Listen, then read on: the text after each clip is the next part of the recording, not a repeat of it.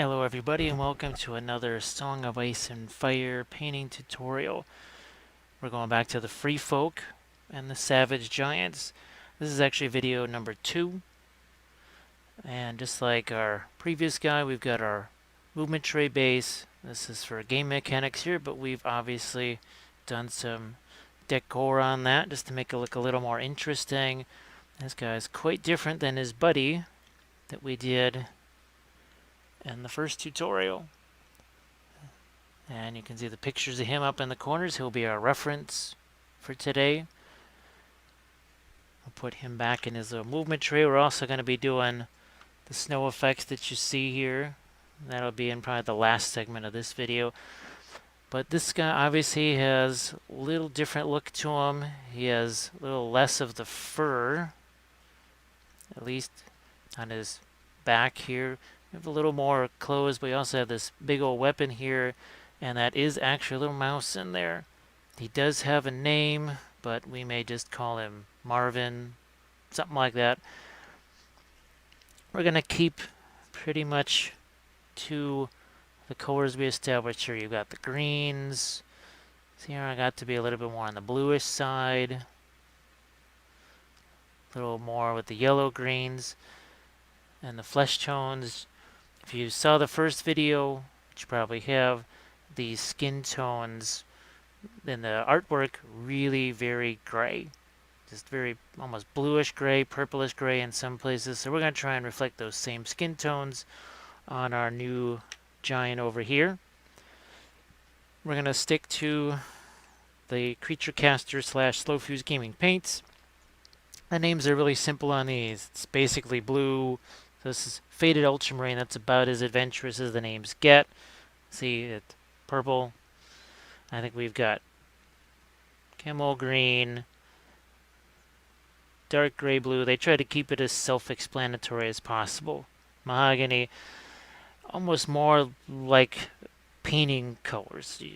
Dark umber. Look at that, dark umber. There's a light umber.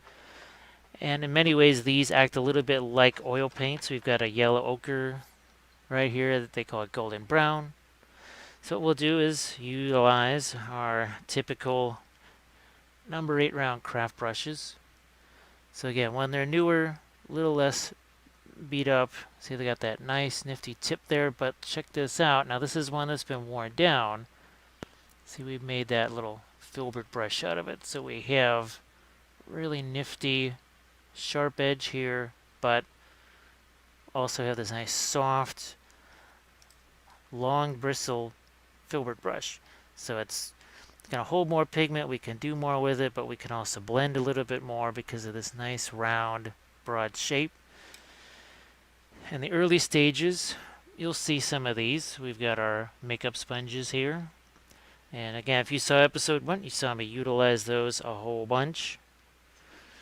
Again, we will paint the base probably as we're doing our initial glazes and shaded base coat in our next phase. And Song of Ice and Fire, you can see there's lots of nifty stuff. Now the Free Folk, they are about to be released, but you also now have the Night's Watch, and all of these are going to be turned into videos by me. I've got Pyromancers underway, Knights of Castle Re-Rock. You know, I've already done the Lannister Halberds in Sky Earth Non-Metallic. Here's our previous giant. And so you can see a few more views of him. So that time around we used the Reaper paints. We're going to switch it around. See, we have the Reaper, Secret Weapon. We're going to try a different set of paints here. And you can see how we developed him. A little closer up view right there. And then some of our snow products that we used. Speaking of the paints, we've got those right here. Again, these are from Creature Caster. Slow Fuse Gaming also has these. And I believe there's 36 colors right now. You've got some metallics in there. Actually, we're scrolling by some of those right here in the center of the image. And I think the plan is to be adding several colors every month. Not every month, every quarter. So every 3 months you get 4 or 6 new colors. Something like that. So let's go back to our first scene here. What we'll do is we'll throw some paint out on the palette. And as I said, what we're going to do is try and take advantage of this. I like to call it primer painting. Some people might call it sketching, pre-shading. You got to come up with a name for something. What did we use for that? We used trusty old Badger Stynylrez. So again, this is from Badger Airbrush.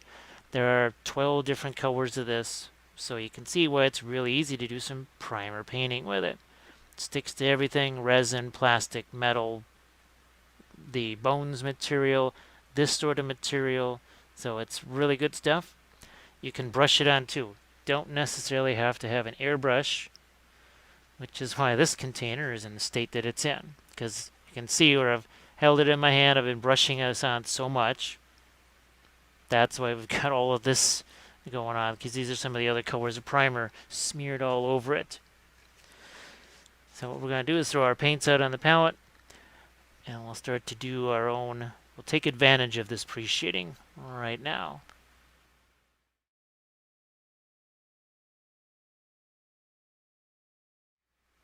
Let's do this now. We've got our colors on the palette. We've got the coal black, dark umber, light umber, mahogany, green. That's that darker blue. And there's your lighter faded ultramarine blue. Just threw these out there. We might add some more. But remember, what's the point to all of this? We just want to do some interesting little glazes here. Take advantage of that pre-shading we talked about. And what we'll do is we'll mix a couple of these together. So there's your coal black and your dark umber. We can even go coal black, touch of the mahogany. So for those of you that saw the first one, what we're kind of doing is making our liner paints. This is sort of a red liner, that's sort of a brown liner. Now let's see if we can make something like a blue liner. We're going to do this, take a little of that. So now we got ourselves a dark grayish blue. What if we were to make ourselves a little bit of green over here? We take the black, throw it over here. Boom, we've got a darker green. Can even throw a little more in there. So right out here on the palette, we have a whole bunch of interesting little colors to glaze with. But what we're going to start with here is a bit of our mahogany here. And I've got to see just where I'm at with my light so I don't bash into those. And what we're going to do is start to throw some color on every so often. So I'm going to grab a little water here. I know folks ask me if I use flow improver and the different mediums. I think drying retarder, that kind of stuff. No, I used to use flow improver a lot. But once the quantity of stuff just got to be a certain size and some other factors, I just said, no, we're going to go just with water. And this is going to get really dark really fast. And you say, what in the world? Why'd you do all that lighter shading? I'm going to take some of this green. I'm going to throw some of that in here. Now we're going to stop here at the waist. It's basically a kind of a natural stopping point here. And every so often, you notice that I changed the color. So here we went back to mahogany. Then we go back to our more of our brownish color here. And what are we doing? We're just looking to vary this color. I just threw some of that bluish gray in there. You're saying, well, Jim, you're just making this thing really black. Why didn't you just prime it that color or prime it that dark to start with? And never fear, it will be, it shall be revealed in just a minute, because we had to get this to a certain point here. I don't think I'm going to do the weapon yet. Remember our sponges? So it's all dark. All of a sudden, we start to bring some of our light back. And you say, well, Jim, why didn't you just do that with primer? Well, here we're also tinting a little bit. And what if you don't have an airbrush? What if all you could have done was just brush on that primer? Let's see what we're doing here. Look at all the paint that's coming off. And if you feel like you need a little more control over it, or you need to get down in a crevice, that's what these are for. A little different shape, so see we can get back some of that lighter color, but we're not trying to wipe out everything that we just added there. Trying to leave some of that behind. Now you're going to want to act reasonably quickly here because, while this dries more slowly than, say, maybe the Reapers or the Secret Weapon paints, still acrylic paint, still going to dry. To see what we've done there, look at what we've got down here. And now, look at that. So what I'm going to do is jump up my brightness a touch here, just because what we've done is made it pretty dark.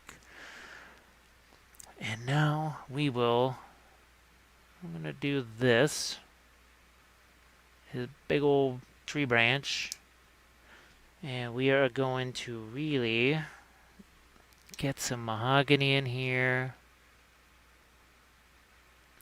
Also, some green, because the wood is not just brown, it's all different colors. It can be very grayish, it can be very green.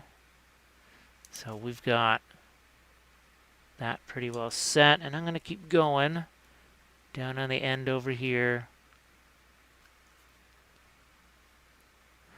And now, remember that cooler bluish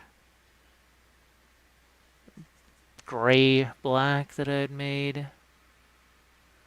Well, that's where we're going to utilize this, because I'm fairly certain that's supposed to be some kind of a rock or whatever. I don't think it's supposed to be bones or anything like that. So we're just... Now this potentially can shoot off the screen a couple of times because, well, it's bigger. And he's just got a little wider footprint with this big old club sticking out like this. So it looks like we got that pretty well covered. Back with the sponges. And I'm going to do the same thing. Now at a certain point, which you may say is, well, that's not really picking up a lot of paint, or I need a different shape. Well, that's where we do something like this with the scissors. We've got a clean sponge, but also a different shape. And now with that shape, maybe so I can get in here a little easier.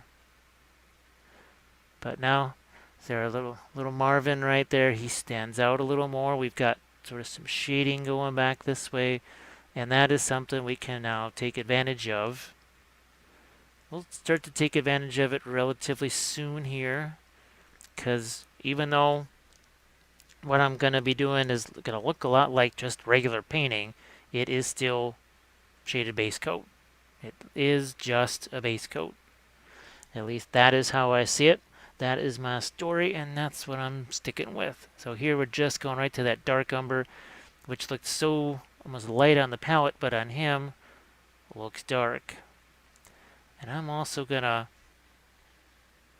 now change this just a touch. So through some of the light umber in there. We're doing a twist. Light umber, a little bit of green. Go down here to the foot, like so. Boom. Sponges. And as we reveal this, see now it has a little more of a brownish touch to it. Let's say we'd want to maybe bring him a little more back. Watch what I can do here. See how I just picked up that little line? It's going right along those folds. And in some ways, this is addition by subtraction. This is something I used to do all the time with, say, charcoal, where you put a bunch of it on your paper and then you go in with a kneaded eraser or other things and you basically wipe it all away. But it reveals the paper underneath, and it's basically, again, painting by removing, which I know seems kind of weird, but it's also a little bit easier as far as time is concerned. You do conserve a lot of time. See look how much paint's coming off of here. Look at that. And as I said, this is normally something we would do maybe with Reaper liner paints, but we're going for something different here. We wanted to, maybe you don't have the Reaper liner paints, or it's hard for you to get them, or whatever. I'm always trying to present as many possible options. Now, we talked about green, since we want to maybe have a little bit of synergy between the two, where they sort of match. And remember that green had some different colors to it. We're making a different color glaze right here. Let's get this down where you can see it. And oh, look at that. Very nice. Very nice. I can even go a little more with my umber here. So it's not just taking black and red or black and brown and just making it more dark brown. You can see there's a little more rationale to it. Oh, look what we're doing here. We're actually just starting to use the light umber right there. I'm going to pull that over this way too. And remember, we've got that blue. I'm going to do that here. Why am I saying, what the heck? You wanted that green. What's with the blue? Well, there's snow and ice on the ground. And I think you'll notice on the other one, where it faced towards the ground, even the pants, that got a little bit of a shading of, or tinting of blue, just to indicate, there is this cold, icy snow that he's stomping around on. And as we remove this, look what happens. Things start to blend. We've got not just shading down in there, but see it's a little more green there. That's a little more of the umber right there. I'm just going to pull this way. Pull this way. Just like that. Now in here, makes a little more sense to use one of these guys. Because I think these are again pieces of bone right here that he's got. So those get lightened up. Oh, let's take some of that dark umber, some of the green. And here, it's not even a glaze. I'm just painting that almost 100% right out of the jar as far as thickness goes. But look at that, I can still wipe that away. Here, let's grab ourselves another sponge. And look at the difference that makes. So again, not just shading, but some preliminary color in there. We've got this part of the leg we're going to do, and well, we just went darker again. Now we're going back to that more greenish type color. Just gonna fill all that in, make sure there's paint everywhere. And speaking of shaded base coat, those of you that have seen me painting for years and years and watched this process and watched it all develop over the course of, almost 20 years now, that this is the shaded base coat is sort of it's a little bit messy. But the other idea is cover up that primer as soon as possible. Because even here, look at this base. Look what we started out with. You thought that had a lot of shading.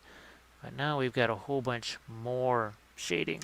Speaking of the base, we're going to throw some of this color on his base. And this is another instance where I want to get some variety. I want to have mahogany down here, almost like it's indicating some mud. It's mostly just going to get covered with snow. But let's give it a little more life than just gray for rocks, brown for logs. Let's see what we can do here that makes it a little more interesting. So we're throwing some of the brown in there. So this, I want it to be reasonably dark here. Now it makes it hard for you to see it, but if you want the snow to really stand out, well, then it's best as I throw some blue over one of these rocks here. You want it darker than what the snow cover is going to be, but a little bit warmer. And you're going to hear me talk about the color temperature thing a lot.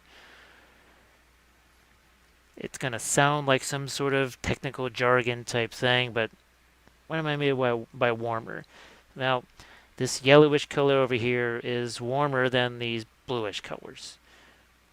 But let's get into the blue. This has some red in it because Ultramarine is more of a red-blue. So that's a warmer blue than that. It kind of looks almost purple. Purple's got red in it. It's going to make it warmer.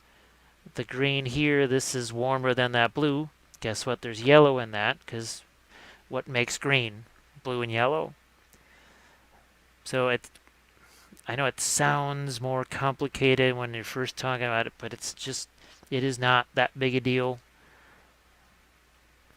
I think I get the same way when you're going more in tech terms and you start referring to, like when I'm trying to figure out this program, XSplit, that I'm using right now. There's things that, what in the world are they talking about? And it's a technical thing. It's a term that they're just throwing around, and they don't really explain what the heck it is, or they just assume you're going to know it. And when you assume things, basically you're taking the first 3 letters of that, and we'll just leave it at that. It's a little saying that I learned when I was in Boy Scouts. Whenever I said I just assumed. Look and see how much more comes off of there. So we've got him pretty well set now, even his base, and just for the heck of it, for context, I'm already going to throw some of that black along the edge of this base. Let it kind of seep into the rest of that. Just going to get rid of that edge as soon as possible. And then we'll let that dry. As that dries, we need to do something similar to his base/movement tray. And we'll start here. Start over here. I think now, as you see the somewhat vigorous application of paint and brush strokes, now the reason why I go with a 35-cent craft brush. And I know the opening segment was a little long. Let's do it here. So that's what this brush is. There's a dozen in this set. And you saw that right, it's $5. You could get these either in the Hobby Lobby store, or you can get them on their website. That's typically where I end up getting them. It's easier. I'm usually so busy filming episodes for you guys. I walk to the grocery store that's 2 blocks away, block and a half. Don't really usually wander much further than that. There's a lot of stuff to be done. Because I actually do enjoy making the videos. I try to, whenever possible, even just film regular work, stuff that maybe is not mine, or stuff that's not part of something like this, where we're going to be doing battle reports. That is the ultimate goal. With all of this Song of Ice and Fire stuff, just like the bolt action battle reports. If you haven't seen those, they're on my YouTube page. Now, you'll have to scroll down a lot a bit because there's been a lot of these painting tutorials since then. See, we're adding a little more red in here around the rocks. But go check those out. Maybe you don't play bolt action yourself, but I think you will find as we mix the red and blue together, make somewhat of a purple color here. That's a color we're going to use in some of the flesh tone, believe it or not. I think you might actually like those. It'll give you a little hint of what's to come with the Song of Ice and Fire stuff. I'm going to do nice epic sized battle reports I believe I have 4 giants. And I'm sure in a 50-point game, you could probably squeeze in a number of giants. Because, well, giants. And I've got the Scorpion Cruise for free for your Night's Watch. Going to be doing all that stuff in the form of tutorials. And again, if you are not part of the Patreon page, or if you're on one of the lower levels, like I say all the time on the blog, if you do the Army Painter pledge level, which is, I think it's 15 a month, you get darn near 20 plus hours of videos. Some it might even be more now, just with the way I'm starting to incorporate more of just my regular work into things. So there's a lot of videos yet to come. I'm just going to wipe this out with some black here. Just wipe that out. I will be magnetizing this, actually, so that I can carry that around. I'll see if I can do that in a video. The magnetization process, that's a little tricky. May not be able to do it. But just like I did around his individual round base, just going to go around the edge of this and hit it with black.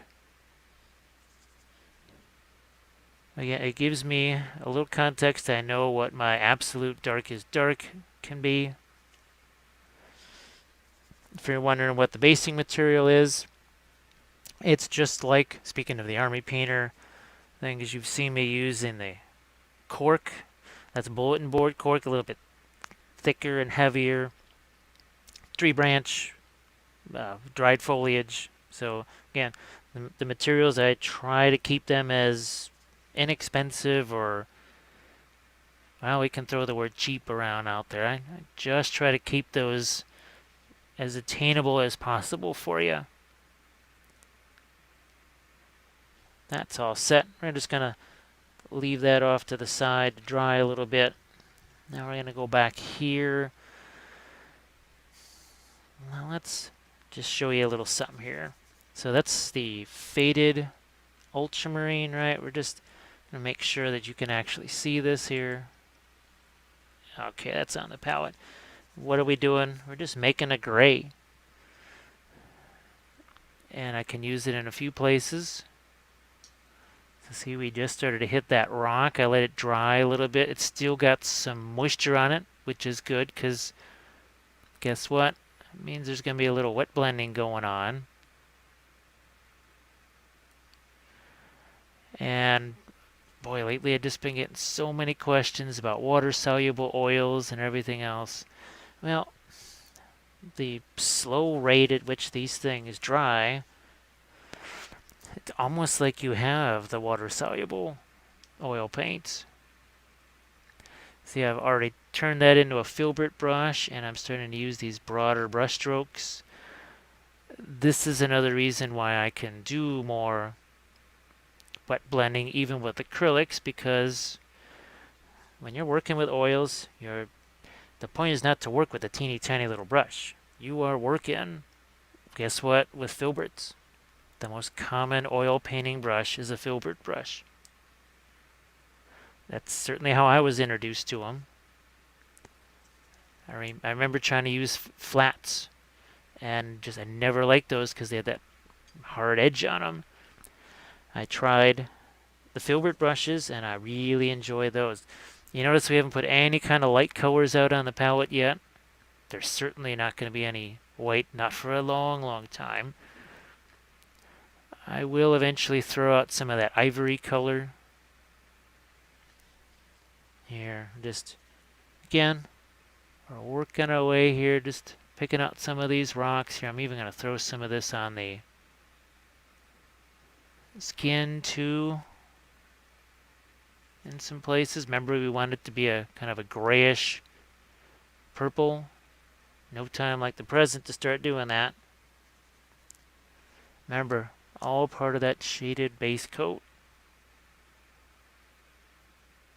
It's all part of that.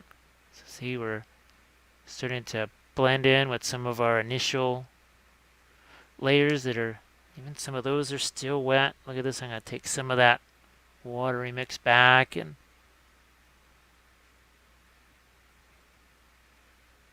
so now we're starting to work with our pre-shading, and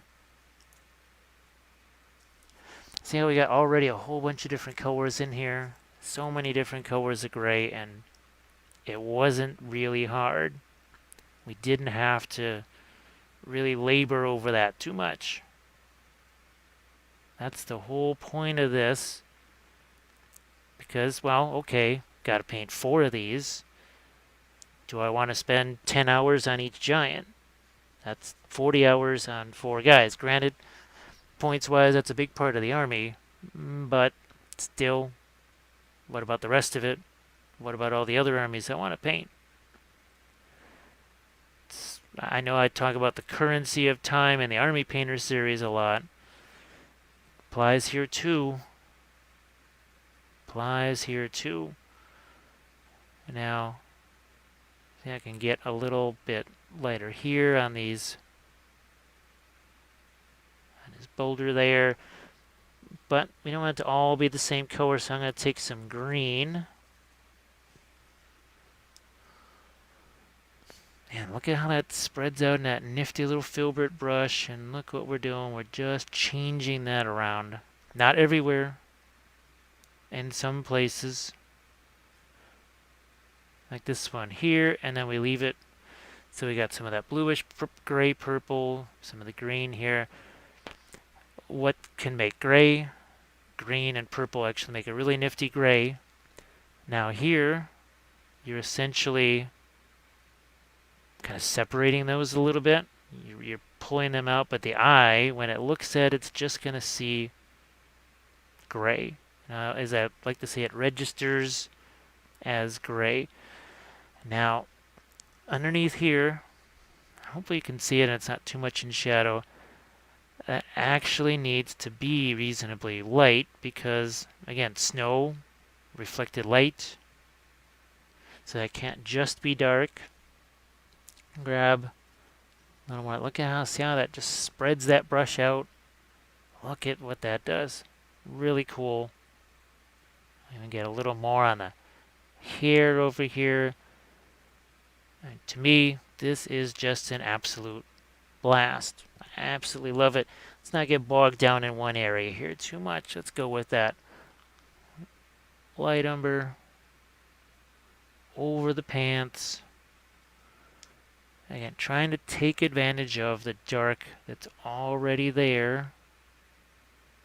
See that? Now, again, that's not a dry brush. Look how much paint is in there. What am I doing? I'm just sort of scumbling this. See, it's kind of a rotating motion here. So I'm not tapping away. I'm actually just rotating this around. Now here I'm using sort of a feathered brush stroke, drawing that across to get some red. Some of that light umber mixed together. And look at that. See, I just absolutely love how it does that. What's that let me do? See, now I'm starting to add some red here. So I am going to get you a little more color intensity so you can see that. We want some of that maybe on his big old branch that he's walking around with. We're going to let some get into here too. And again, it's not a dry brush. See, I'm just kind of taking that brush, jamming it down into the crevices. I don't think you'd want to be doing that with your Winsor Newton Series 7s. I'm just a wild guess. Just throwing that out there. Now maybe you say, all right, we've played around with this a lot. What we are going to do in a little bit is we're going to throw some of those lighter colors. Well, let's try this. We haven't done this yet. There's the umber, light umber, some of the blue. Go here. See that? We just wet blended that.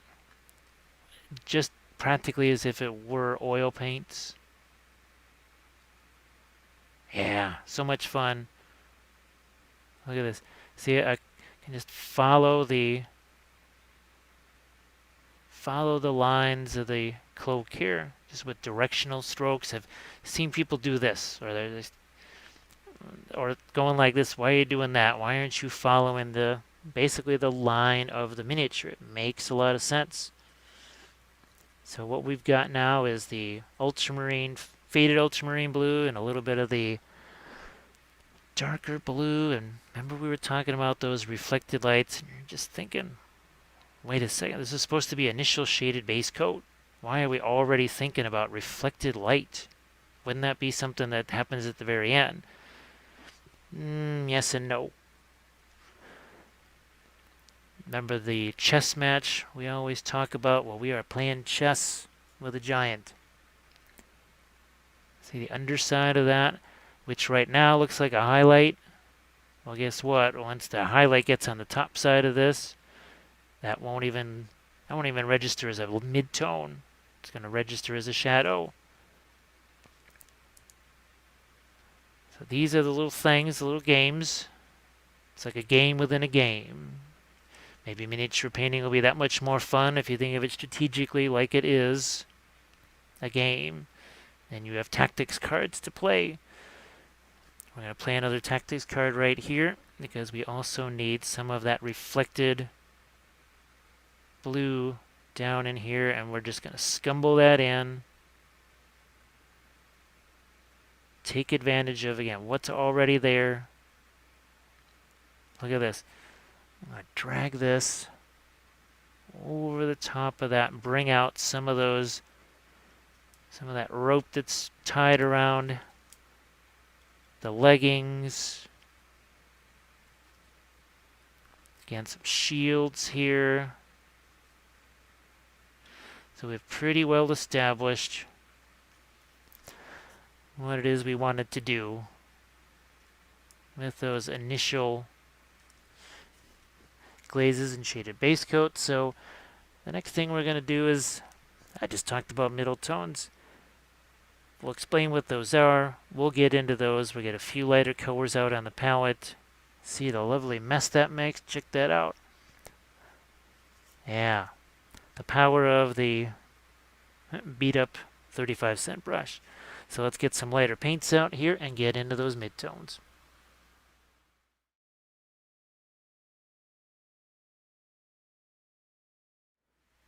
So I promised you midtones. Let's do some midtones.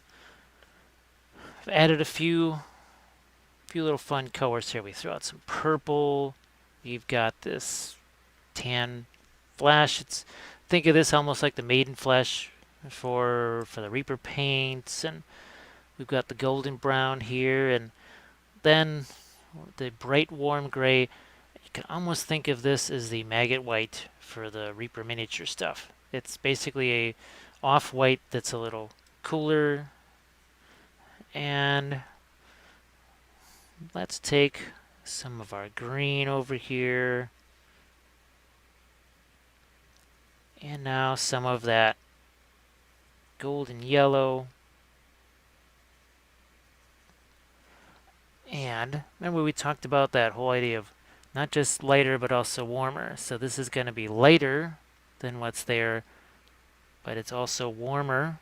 So I can take away some of the extra paint. Let's go in. I'm going to grab a little bit of the bluish color there and see I can sort of feather that out a little bit. But now we've got, and this is something I do with oils. So I'm just going to take some of that yellow, boom, right in there. Make a filbert out of that. So you're wondering about oils. That's the sort of thing that I kind of like to do with oils. Here, let's take this a little bit lighter. A little bit lighter.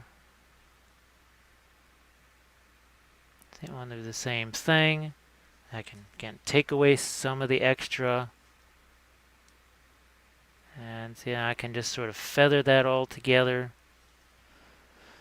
So real quick, we've got not just a transition, but it's a little warmer green. It's a different color green than what we've got down here.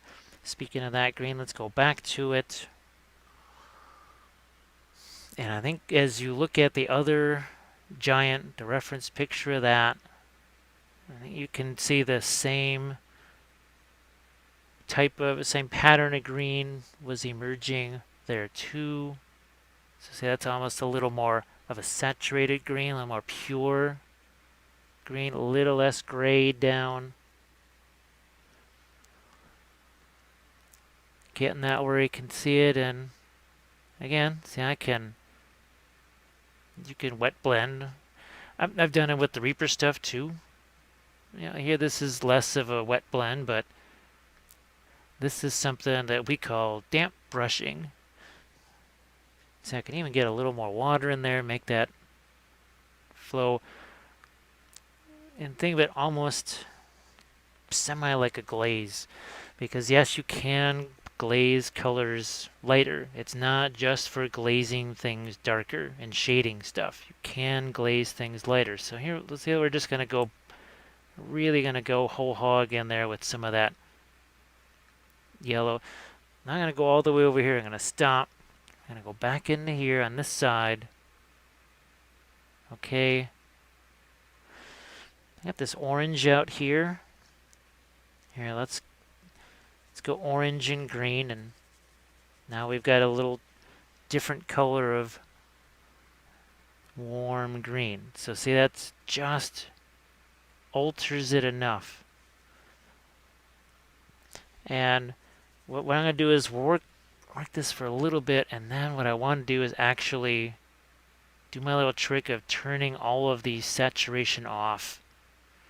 Just it has to be light enough for you to see it. So then we're going to also do this part down here. And let's go even a little more with the orange. And you're thinking, orange and green, what in the world's going on? Well, that's what I did on the other giant. That's why I have all of those interesting color transitions and all the cloth that he's wearing. Otherwise, it would start to get boring. See, we're even going to lighten that up a touch. And I use the flesh color, essentially maggot white. Or no, the maiden flesh, if you want to call it that. Again, the Reaper equivalent, sort of. Alright.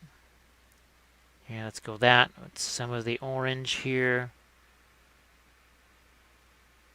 Again, if I feel I got too much, I wipe some of it off. But before we get too crazy with that, here, let's go back over this way. And we say, let's do some of this green here. And now, you have a totally different color of green. I think some of you will look at and say, what the heck, that's turquoise right there. But again, from a distance, when the eye looks at this, it's just going to say, all right, yeah, he's got sort of like greenish, whatever, hanging around his waist. I'll take a little bit of that grayish green, and I think that's one of the reasons I wanted to show you the Creature Caster paints, because A, it's a whole different type of line. It's got a different consistency and everything. I'm trying to give you guys as much of a glimpse at different products, different ideas. Because if every video is just the exact same thing over and over again, or the exact same products, you're not necessarily maximizing your learning time there. Now, I don't get to watch videos anymore myself, tutorials, because I'm usually filming these. But when I film these for you guys, I'm hoping that maybe you're just watching these while you're painting. Not necessarily you're sitting there with a savage giant, but maybe you've got a bones figure that's something like this, or another D&D figure, or even maybe a big old 75 millimeter figure.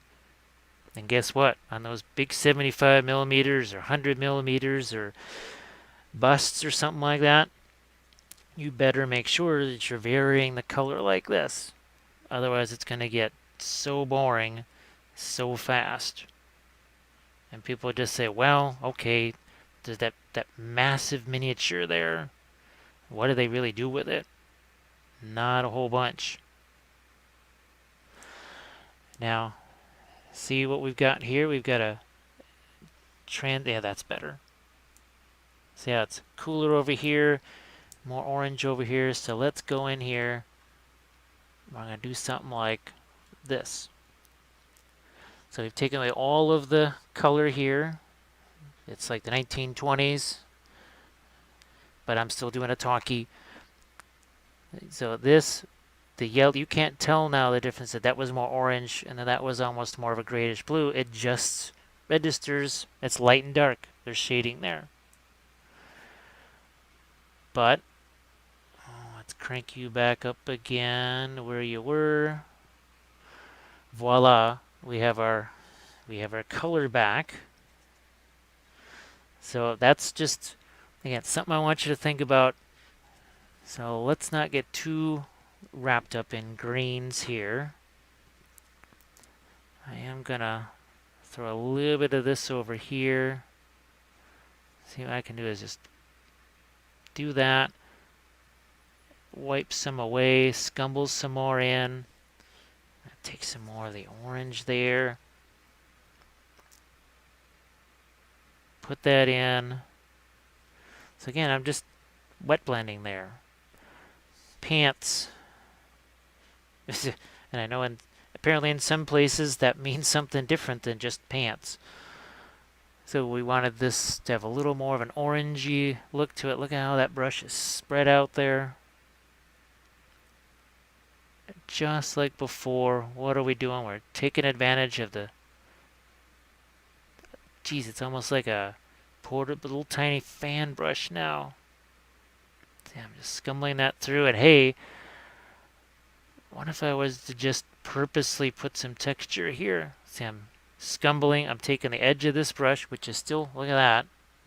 See how the fine line right there? So I could almost start to scumble in a little texture here. So instead of just it being only, yeah, see how that's uneven on the brush there? What if I was to do something like this?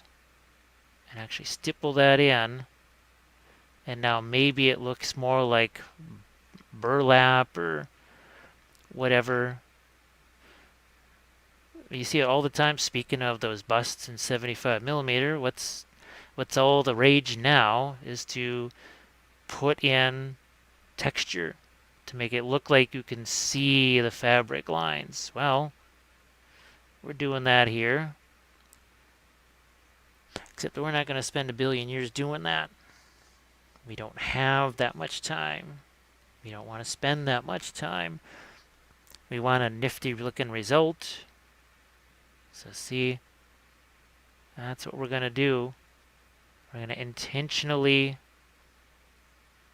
stipple that.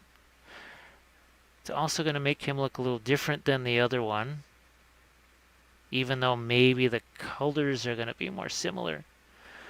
So I'm going to take that. We're going to throw in a little bit of that skin tone, lighten it up. And now I've got to do some stuff here with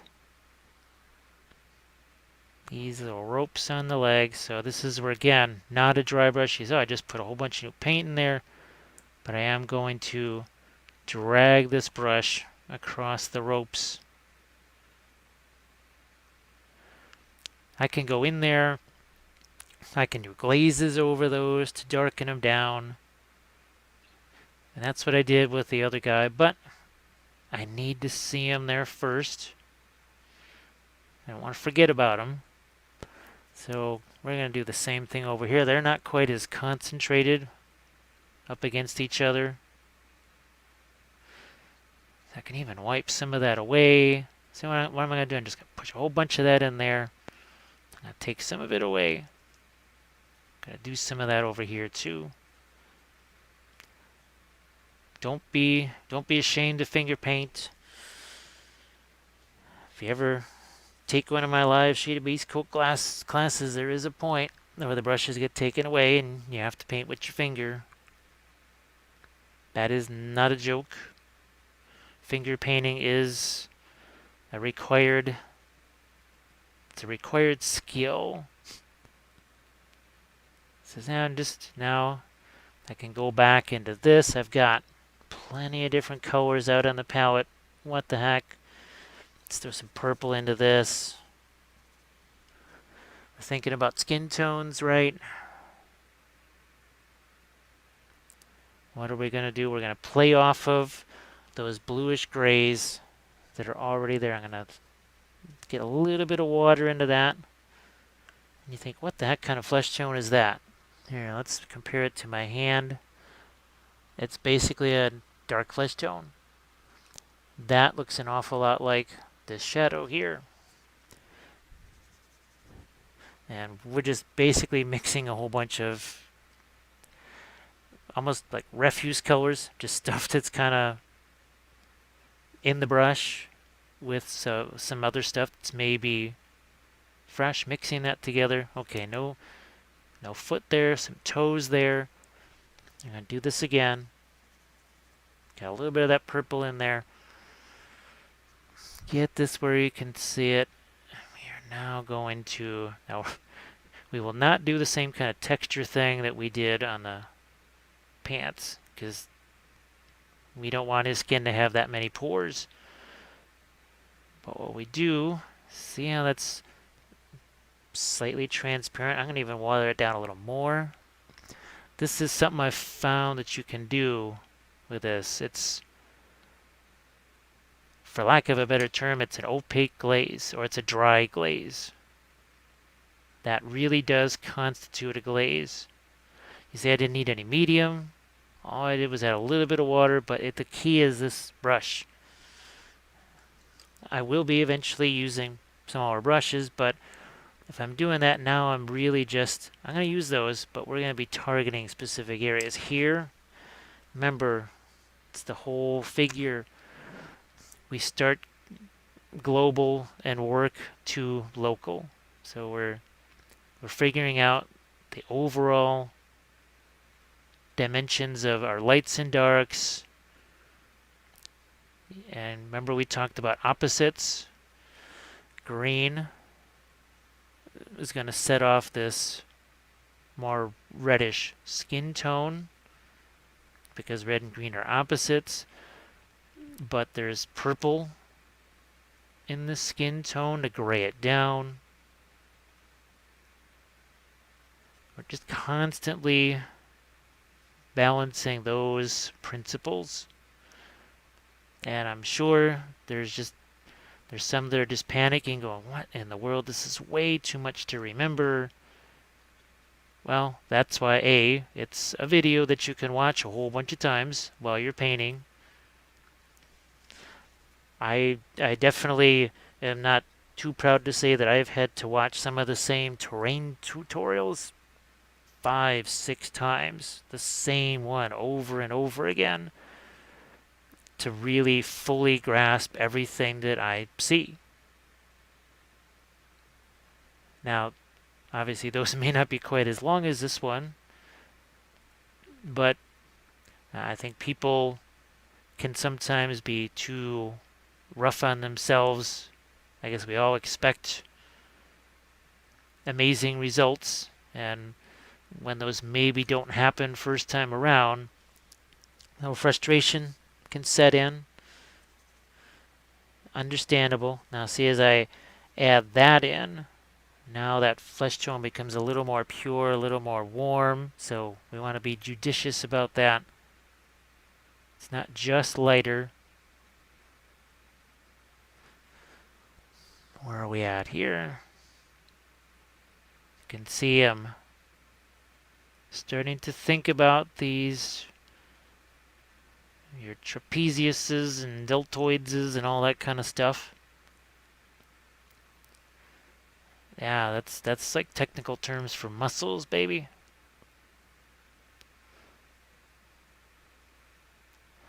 Just working our way in. Gonna go back over here. Hands. Face. Up towards the shoulder here, we got the forearm. And this is, I talked about before how it starts, oh my gosh, it's almost like a highlight color. Now let's see how much of a highlight that really is. Let's see if we can put it next to something that's white here.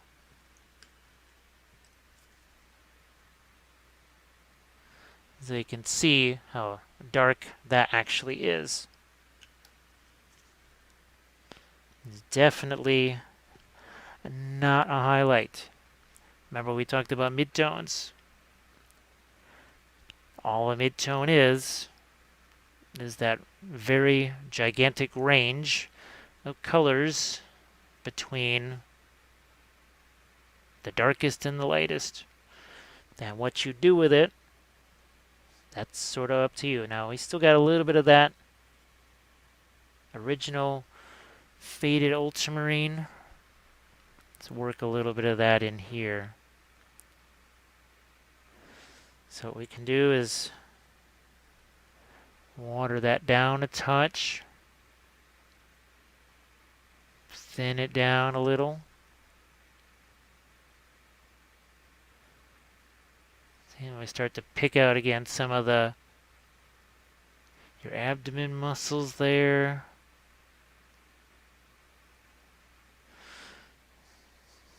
Maybe we go a little bit further in some spots here. Now you can see the brush is starting to look more like a point. It's why I love these so much. It's like the Swiss Army knife. It's like a handy little multi-tool that lets you do all these different things. We just went from fan brush. Yeah, let's see just how, and again, we've really been working this brush over, beating the heck out of it. And yet, we've got ourselves a little bit of a nice little tip on that. Starting to pull out some of the individual fingers there. Start to work in some of the features on the face. We go back around here. But what I can see, I know it does, yeah, it's showing up on camera. There's greens under here.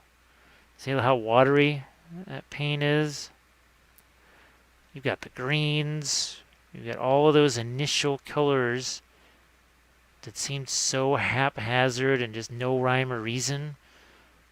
Now all of a sudden, they very much have a reason. They make a lot of sense. And there's, again, that whole idea is they start to register as green. So let's take some of our, what is that, the light gray green, I think it's called, bright warm gray. Where are we at? We're over here. And we're just thinking about these ropes here. Don't want them all to be the same, so I'm going to throw a little bit of orange in here. You can see how often I clean the brush, which is not a lot. If you wonder why that came to be, it's in watercolors, oil painting, you really didn't clean out your brush a lot. You tended to let those colors accumulate in the brush and then utilize them. Not unlike what I'm doing here. So we've got the bones over here. See, we can start to bring those out a little bit. And remember, I can always glaze over the top, or I still got some of my original umber left. We're going to mix that together. And we can fade that a little bit. Oh, that looks kind of like a hip bone. Was this more like a femur or something right here, maybe? Our little Marvin there. We'll get some, work a little bit of lights around him too.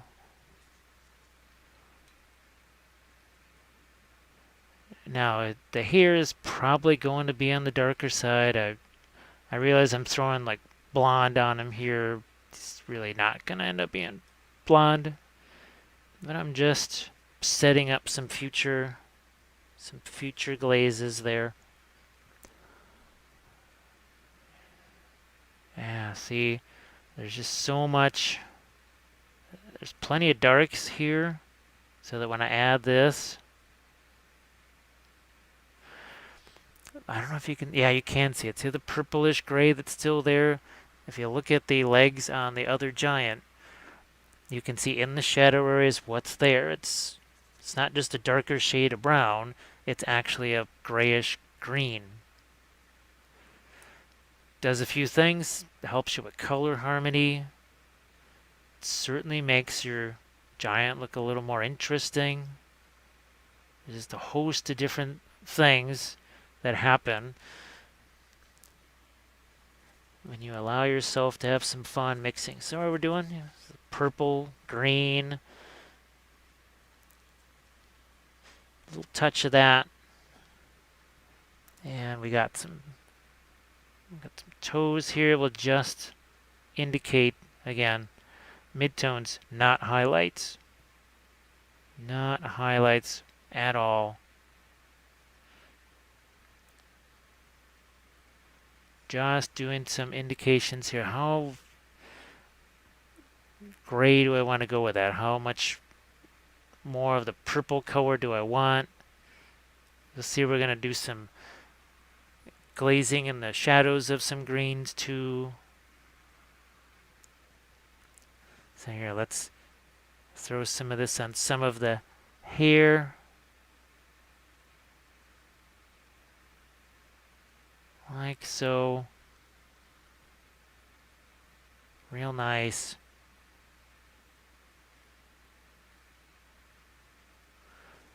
A little more here. Some on the hair, just trying to make sure I capture that flow, because it's a really dramatic, it's a dramatic look right there. We don't want to lose that. Now the little straps right here. I'm going to see if I can make a more interesting color for that. So that's the mahogany and the orange together. Yeah, that's about what I was looking for.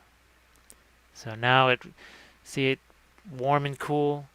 I think you can tell that even though this was warmer than this, we just trumped it all with an even warmer color. And I'm going to show you, what the heck, I'm going to do it again. I'm going to take away some of the saturation. This is a good example. So as we look at this here, you're seeing the difference between this and this because you're seeing the colors, not so much light and dark. So we're going to go back to that and see, look, all of a sudden there's no shape there. It's all gone. It's another form of contrast. As we bring back our color, what do we see? We see a difference, and that's your warm versus cool. It took me a while to really, you understood it. You say, oh, okay, yeah. But to really understand that and really master that, it took practice. It may take you some practice. And that's okay. There is nothing wrong with that. You don't have to instantaneously grasp things the very first time you try them. That usually doesn't happen anyways. I don't want to throw out the whole, well, anything that's worthwhile learning can be difficult. Well, sometimes we don't have time for difficult. And we would prefer things to just be easier. So we're doing the same thing like we did on the other leg. I want to keep some of that original cooler color down there, but this is that mahogany and the orange. Now we'll enter in just a little bit of the golden yellow, and we are going to now follow. So now we have again the difference, same thing we're doing here. We're doing that here now as we water this down a touch. Helps it flow a little better. I realize, you got the whole flow improver thing, and I'm sure there's other painters out there that are using flow improver with this stuff, and they're having very different results. And that's great. There's nothing wrong with using flow improver. It's just it's not something for the moment I'm using. Who knows? 3 months from now, you may be watching a video, and maybe Creature Caster makes some, and it's got an interesting. It does something that water just can't do. You may see me using flow improver, or I know Reaper makes it. That's the flow improver we used to use. I think we started with Vallejo, and then we ended up using more of the Reaper flow improver. So I have used it before. It may come back. We shall see. So here, what am I doing? I'm just throwing a little bit of that same reddish brown that we've been using here. Where's that? Here we go.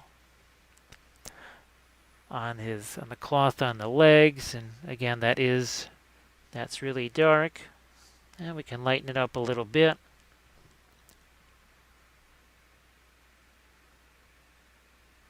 So I think this has been a pretty handy midtones lesson here, because I think that's where I really try to do that turning off of the saturation, is when it's this part of the figure, when it's the midtones,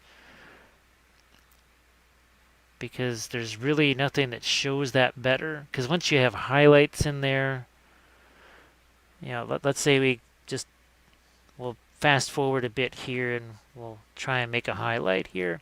So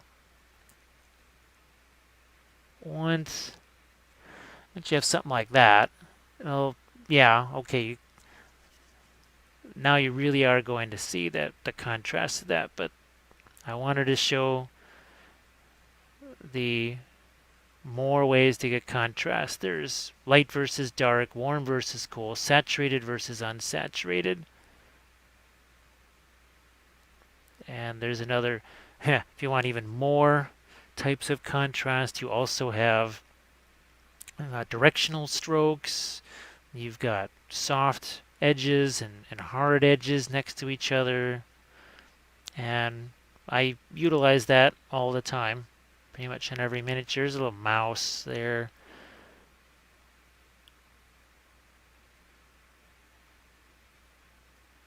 A little of that. I have to determine what's going to happen with this shield right here. Just going to make sure that I've got my focus going. And over here, I think I still have a little bit left of my faded ultramarine. So this will probably do some shading on this. We'll do some dark shading, maybe even throw a little rust on there. We've got our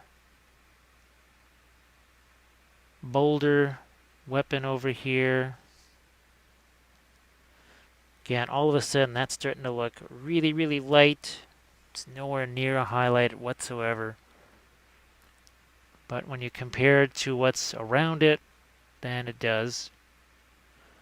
Just like before I said, take some of that away, and now we're going to spread it around. We're going to take some away with our finger.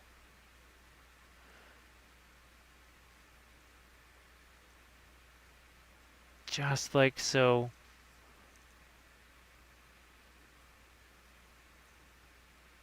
Same thing again. Finding some of these upper edges. We got the rocks here. Working on the base.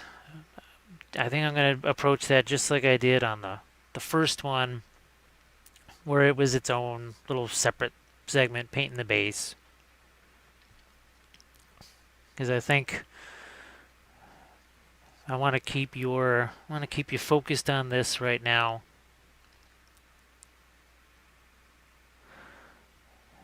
The logs. Here, let's go. Sorry about that. It's getting cold here. Well, not getting cold. It's been cold.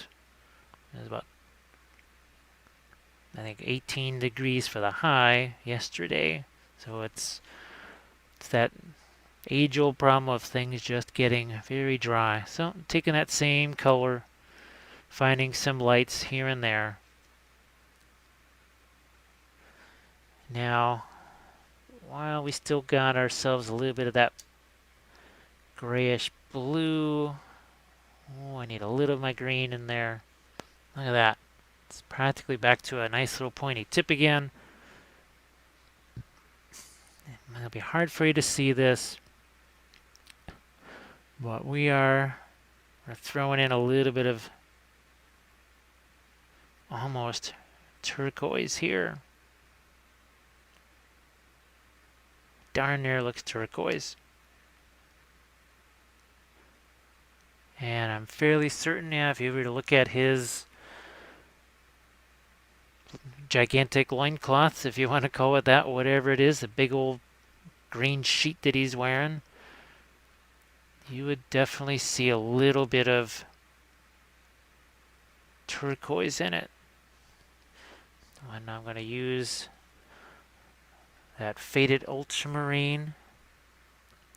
Again, trying to get it where I can see it too, so if it's not perfectly oriented towards you, that's why. And why? Because I'm trying to reflect that snow just a touch. We're actually doing a little bit of wet blending in here. While that's not still dry yet here, what we're going to do is flatten this out. And just fade that in there. And I grab a little more of this. A little more. Maybe take some away, work that in. And what does that do? That really now gives us a nice juxtaposition against that leg, but we still have the same color that's here is still in our shadows over here. That's really important. And before I forget, I'm going to throw a little bit of that on my skin tones, a little bit on my hair.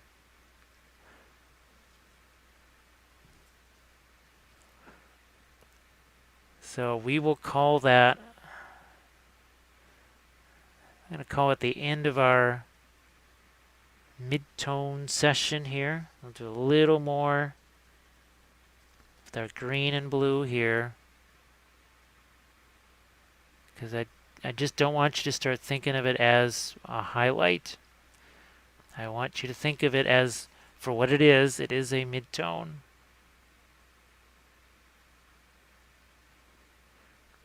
I'm not trying to put you through art school here, but these are, it's a real accurate term. I mean, it's a mid-tone. It is halfway between, all those things halfway between light and dark. It makes a lot of sense.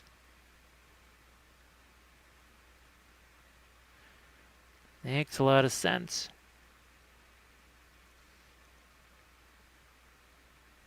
Let's get some down here too, where it's really going to be close to that snow. Because the snow, believe me, it's going to make all that look really, really dark. Because you're going to have white right just in proximity to it. Alright, so hopefully that was kind of fun for you. Brought out a few new ideas. Okay. So what we will do now is start to get to the lighter stuff. Some highlights, some more fine work. Maybe we might even get out a smaller brush at some point and start to do some more finer detail. So stay tuned for that.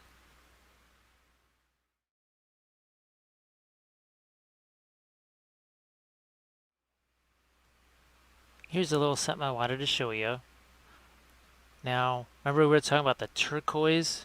I promised you there was turquoise there, and sure enough, you got what essentially looks like a turquoise.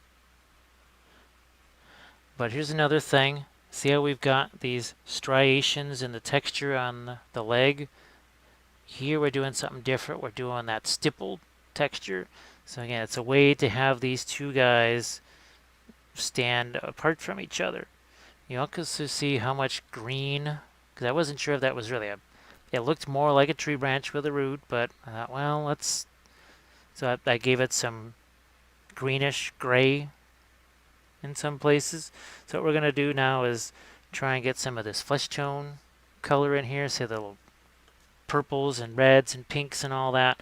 So I'm just actually going to sit him over here, and I also promised you that I'd use maybe a smaller brush at some point. I usually don't keep my promises, but maybe I'll bring out this little guy here, and we've got most of the same colors back out here. What I threw on there was that ivory. It's a bright ivory, and this is more of a red. Think of this as clear red, and think of this as, well, more of a white. So let's start mixing a few things here.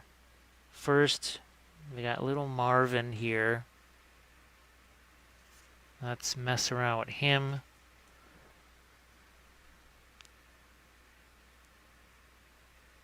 Just start to give him a little more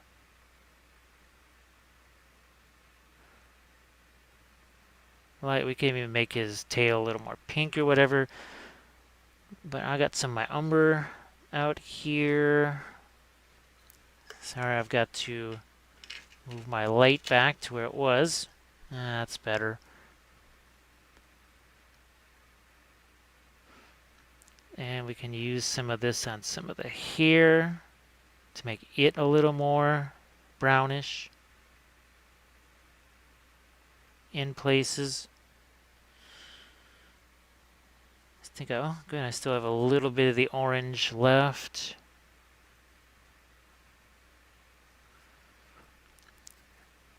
We're gonna lighten that up a touch here.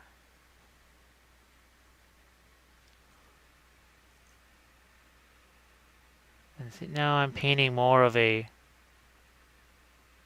rope texture there. What do we have here? We're gonna hit some of this, and I'm gonna grab some of the purple there. Let those two kind of blend together. And while I've got that, here, let's grab some of the purple in that. We got some of our green. Remember, purple and green. That makes a gray.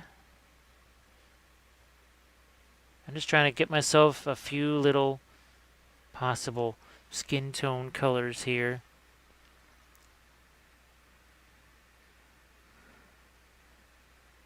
And we start to see, eventually we start to get a little more precise. Now it also depends how light do you want that skin to be. Now I can't just have that big old crater there in between those shoulder blades. So here's actually some green. Some of the purple. And I just needed to have something going on. Yeah, that was too dark of a crevice right there. So now that's a little more, that's managed a bit.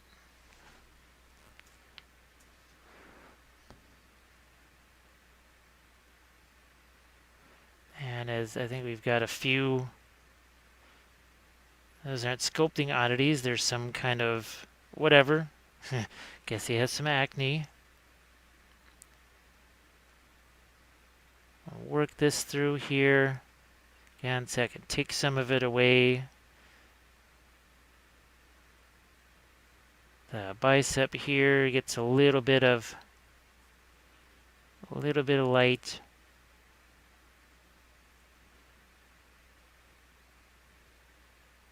A touch here too.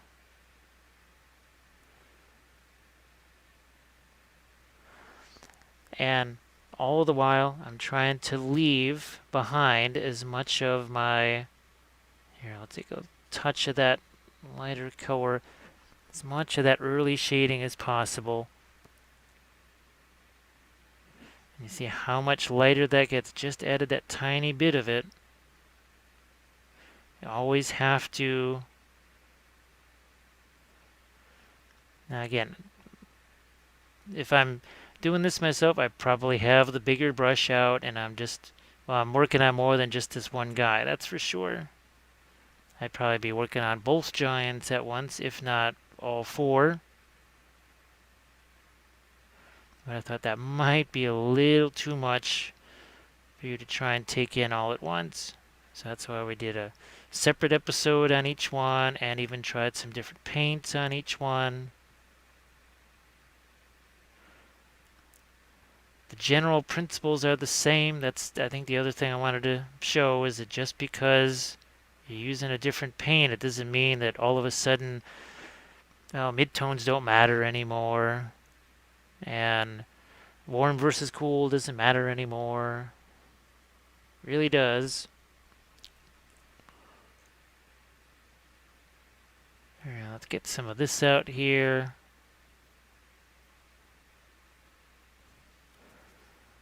And let's make sure we think about the other side of him here too.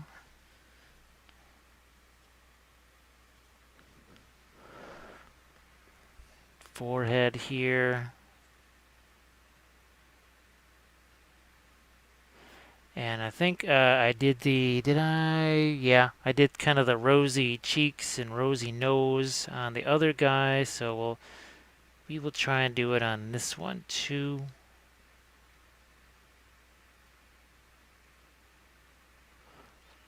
And I sometimes like to, on the hands, have some rosiness there. It indicates there's all those little blood vessels that are right there down at the fingertips, and it's colder because, hey, winter's coming, and they're trying to get more of that blood flow there, so that's not a bad thing either. And see, we're just... So you can start to be a little more delicate, if we want to use that word. Let's see. This is not usually the brush that I use for putting in the eyes. Well, let's see if I can just drop those in here. Why? Because this will let me then know just where my highlights can go from here. Now I think what I might do is actually turn down the brightness a touch. Just because I don't want things to get too burned out there. Also, this helps, I think, if I have my blue glove behind it. If you're wondering why I wear the gloves, it has nothing to do with protecting my hand from the paint, as you can see. It has more to do with actually camera. Because for the most part, you can't see my brush hand. And I found out through trial and error, once again, just sometimes what you gotta do, that the blue gloves tended to avoid that sort of burned out light effect.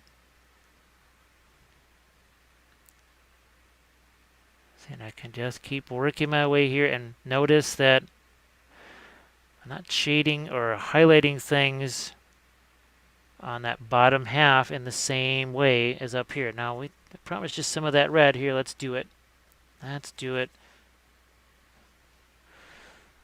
So, we've mixed a little bit of that red Here, let's throw that out there. I'm going to touch of green just to keep it from getting too light. That's more like it. I'm just trying to find a few places here. Yep, like that. Where I can incorporate it. So I just fade it away literally by smearing it with my hands. I could use my little sponges too. Now look at the difference that makes. See, we got one little extra blast of, well, not really a blast of color, but a little extra layer of color that when we kill the saturation on this again, it's not going to show up as dramatically. But you can see that little hint of, see the hints of rosiness there? That's what we had on here. Remember, we were going to do some of that on the face here. Here, let's get some water flowing on that. Now, not everything necessarily shows up on camera, or there are also times where I just can't get the brush in the right place on screen. So we're going to drop that red down into the crevices there, in between the knuckles. Basically trying to indicate, see these vessels here on my hand? Well, it's kind of hard to see maybe, that those are trying to carry some blood down there and try and keep those hands warm, even though he's really big and he doesn't seem to mind not having his coat on. While he's kind of carrying his coat with him. So we're doing the same thing here. We're trying to get a mid-tone back here, a little reflected light, but in the form of that rosy pink color there. And now even this can be made a little lighter, a little more pure in some places, like maybe the nose. A touch on the cheekbones. See a little touch here too. Just a few little odds and ends.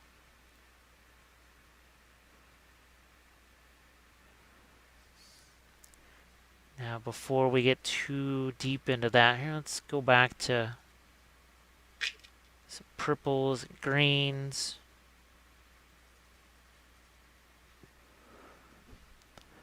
Let's get ourselves a little more shading down in here. So what I'm going to do is put some water in there. And we're going to try and just fade these edges a touch. And then I'm going to grab some green here. Almost like a yellowish green, kind of like what we have in some of the cloak areas. And we'll drop some of that in there too.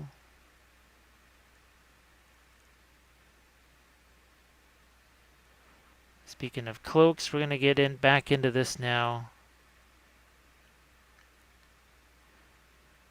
And focus on maybe trying to get a little bit of additional lights in places here. So, alright, on the back of the cloak here, so we got a nice little grayish color work in there. So we're going to do some also on the hair. Talk about showing a little crack there. Can always, again, take my finger and blend that.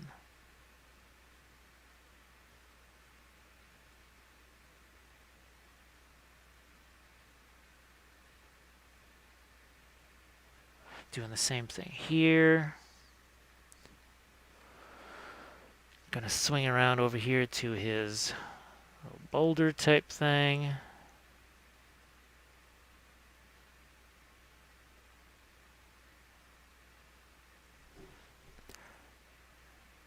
So what I'll do, since this weapon There's a little more going on with this than with the other one, where it was just really a little stick in his hand. I'm going to do, I think instead of just having it be painting the base, what I'm going to do is have sort of a final details segment. And that's where I'll go in. A little Marvin the Mouse here on the face. And that's where we'll do some of the final stuff. Maybe that's what we'll do is paint his eyes in there. So I need to get some green in the face too. Sorry if that gets go off camera. Also need a little reflected light there. That's a lot of shadow. I think I still got some of my original mahogany left. Mix in some green with that. If not, I can take a little red in there. Is that where you can see it? Yeah, I can't hardly see it, but hey, who cares? So now I've got a little bit of green in the shadow on the skin tone there now. And what does that do? Now we have green versus that rosy red. We're creating more contrast. Always a good thing. But it's not that sort of walk up and kick you in the head contrast. Yeah, the kick you in the head contrast, you don't necessarily want that. What we're going to do is we're going to actually make a little bit of a blue here. Let's see if that, yeah, that's going to be a little more fun on this shield here, because maybe I can put some rust on this. I don't know if it's a Stark shield or not. I can't quite tell if there's a design on that, but maybe on my other one, I'll do maybe put a little bit of a wolf symbol on that, whatever.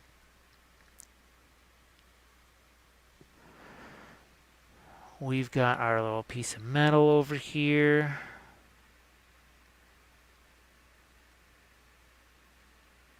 So see, we got our work on our shield edges just a little bit there. While I've got it, I think you can see how I just like to keep moving around, not stand in one place and spread these colors around. Who knows, it could be fun to have some of those icicle type things on his beard. I was shoveling snow just a couple of days ago, and that was obviously, I think it was maybe 19 degrees or so as I was shoveling, and obviously I was breathing a lot, reasonably hard because, well, hey, shoveling probably a few tons worth of icy snow filled with road salt, and I had all kinds of ice and icicles hanging off my beard and mustache. So maybe that's something we think about for this guy. So while we have that lighter bluish color there, I'm going to work some of that into my boulders here. Do the same thing and over here.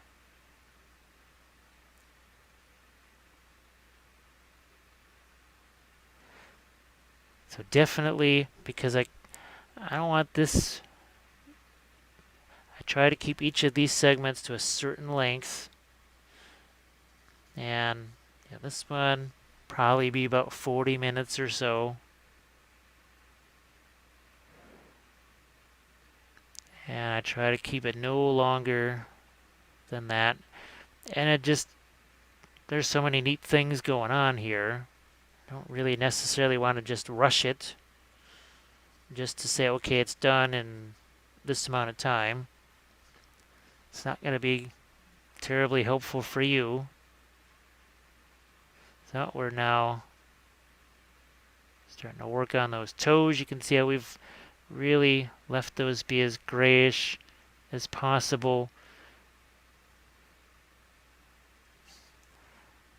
And I can even Work some of that back into the skin, speaking of grayish. And it's feel free to just take your finger and move stuff around. Don't be shy. If you don't like it, you can always just throw a darker glaze over it. And while we're on that topic of darker glazes, I might consider doing some of that in a few places here also in a little bit. Gonna go back to my green.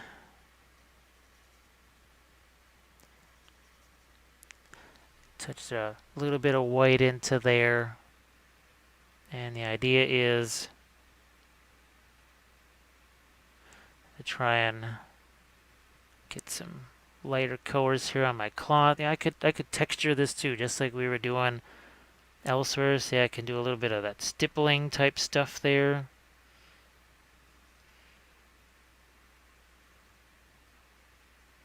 And remember, we talked about creating a highlight here so that what's underneath, and we're doing two things. We're not just making a highlight there, we're also, that edge is a little bit warmer. Making sure that I have enough yellow in it to sort of compensate for the cooler white that's going in there.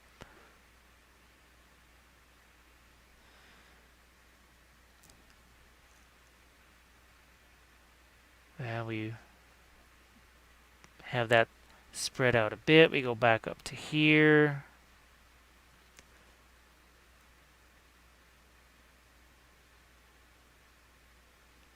And definitely some more up here on the top edge of this. And I want to throw some of my orange back out here. There's just a little touch of it.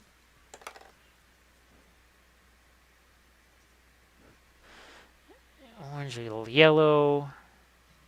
A dab of that white in there. Let's see what we got.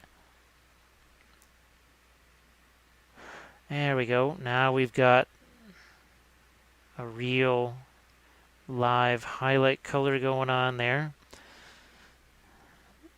Now I'm going to go back to some of my green. And what am I going to do? See, I'm going to work that color in there, tone it down in some places.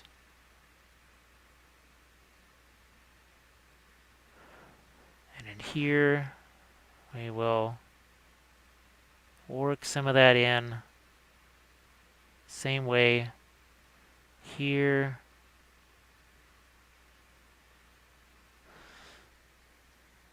And there's a little bit of this basically back and forth. You put some in, you say, well, you know what, actually I do want some more there.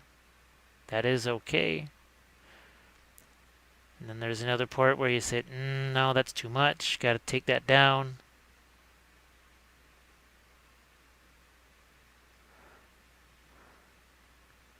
Here we go.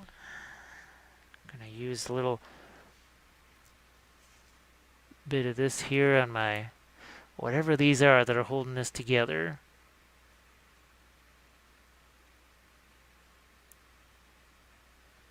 A couple more.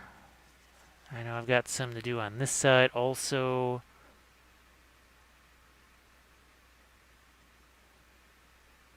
Just trying to find a little bit of lightness there. So I forgot a few here. Let's hit a few edges of the club.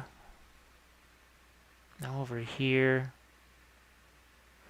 See, this is where I'm actually creating a little extra texture. There's some there, but I'm throwing in just a little more. See there, we just, all it took was a few little touches there. Same thing here. All it takes is a few little brush strokes. Sometimes, well, a lot of times, less is more.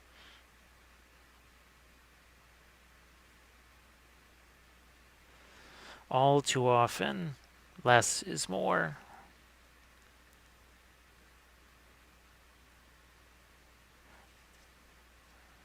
So I don't know if I'll get that put on a t-shirt. There's a few catchphrases. I wish I could remember all of them. Here we've lightened this up even a little bit more. Gonna see what I can do on these sections of bone right here. I'm gonna take some of that away. I can even throw a little bit of water into that and just start to spread that around a little bit.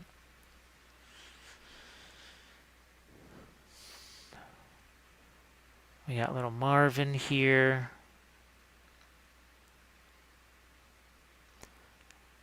Now on camera, I'll see if I've got time to, mess around with him and maybe put some little eyes on him, a little pink on his legs or on his tail.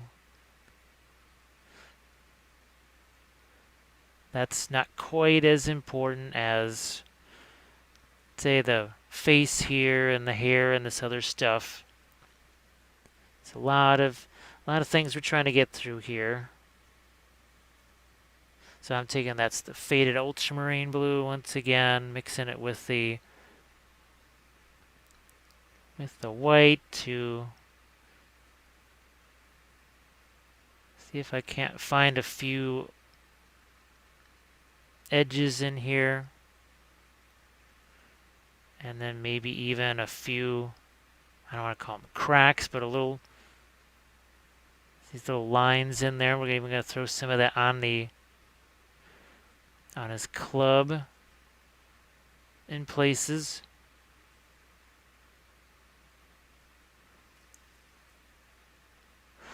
So you can see that I'm, where I can, using that pre-shading that I did. There's a little bit of that off-white now. You can see these aren't solid lines. There's a little bit of texturizing to them. Like maybe the metal is a little pitted.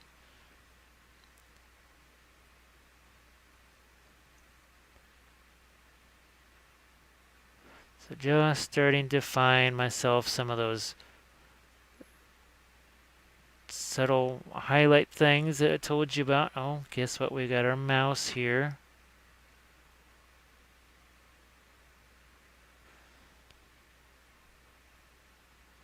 And I'm still thinking about some of the hair.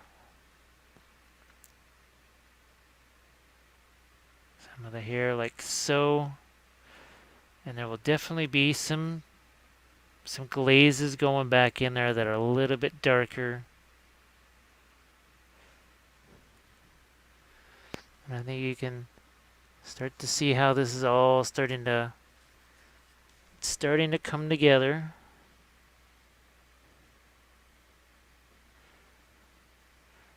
It's a combination of patience and speed.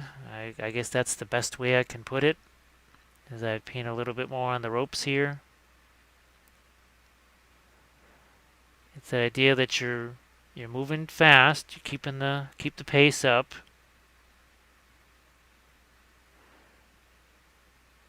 I think it's that confidence to do the one stroke and leave it. That really is a practice sort of thing. It's hard to, for the first time, like if you're playing an instrument or whatever, you're not going to confidently play an orchestral piece. You're probably going to maybe start simpler. So now, see, we've got some texture work in there. So we will do the same thing over on this side.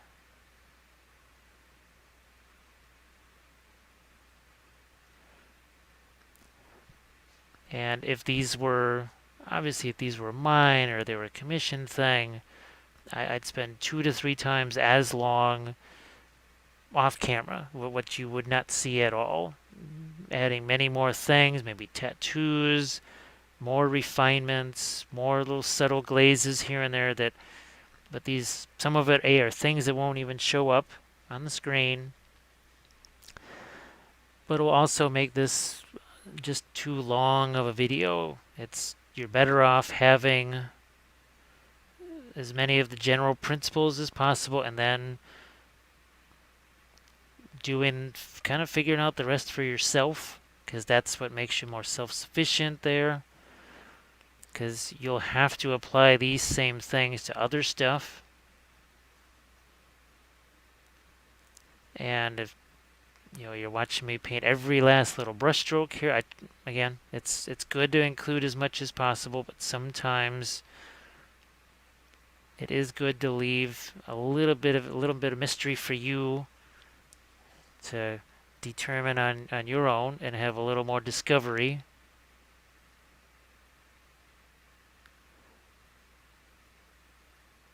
But it really does, the primary thing is just time, because if every video is 3 hours long, it'll be hard for you to watch them, and it'll be hard for me to make a lot of 3-hour videos. So that's a little too long for me to try and deal with. So again, little Marvin there gets a touch.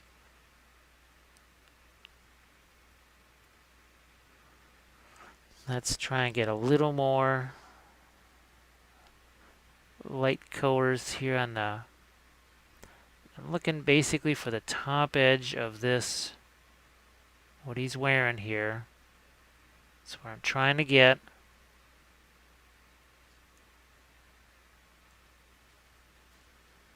Here, I'll spin it this way, maybe a little easier for you to see. And what I'll do is add some water to that. So what's interesting, it may not look it looks so opaque. That's another one of the traits of this paint, is that even when you thin it down, it still has a tendency to cover pretty well. It's something that I'm still getting used to, so obviously it's something that'll be maybe the same for you. Now here's a case where I'm taking some of that red, mixing it with the green, and I'm going to try and get some of that in a little bit of these crevices here. It's not about adding dark, it's actually has more to do with trying to get a little more interesting colors. We'll do the same here, do the same there.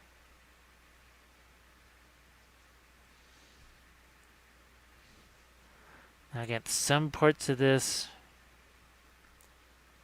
just not going to show up. They'll either be too much in shadow and too dark.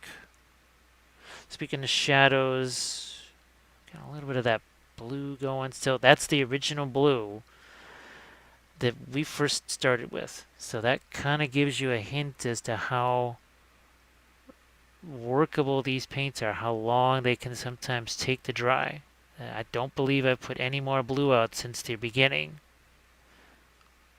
There's some of that reflected bluish color again. Here we're going to do it on the, boy, it's going to be hard for you to see. But I'm doing some of that again on the inside of these pants here,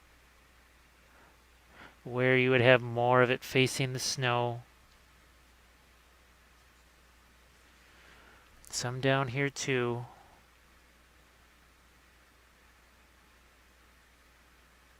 On the leggings, even a few dots there. Now we're going to take the ultramarine, light ultramarine there. Try and make this where you can see it, and we'll try and get a little more of that snow reflected light here on our rocks. Use some of this, some of that warm gray green.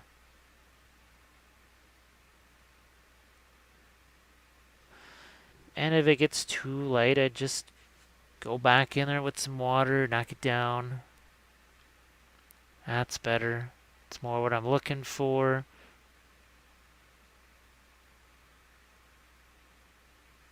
Sometimes don't hesitate, and you mix a few colors on your palette and you find out, well, that wasn't quite what I wanted, and go back in, try to find a mixture more like what you wanted. So I'm going to take a little bit of the umber and the black and just going to give him some eyebrows here. As we'll go in there and we'll do some actual eyes and things like that, but this is what I wanted to do. This is one of the last little things here I'll do in this phase. Let's see how that makes it darker, and then I can just wipe away. Because I established those light colors in there, when I wipe it away, it actually, there's something left behind. So that's all we're doing, is just basically making a glaze, but it has a few different things. It's got some brown in it, it's got some black, so it's not just a black glaze. This is normally where I'd use, say, my brown liner or blue liner, but we don't have that here. So we've got to make do with what we have. And we're going to continue that also here over onto his back. And just like the other giant, I do want to put some snow here, which is another reason I wanted the hair to have some dark to it. So now let's get to the mustache again, taking a little bit of that umber in there. What do we got? Here we go. And if it's too much, I can take some water in there. Do the same thing. And then so I can wipe some away. So now it's he doesn't look like so much like Gandalf the Giant.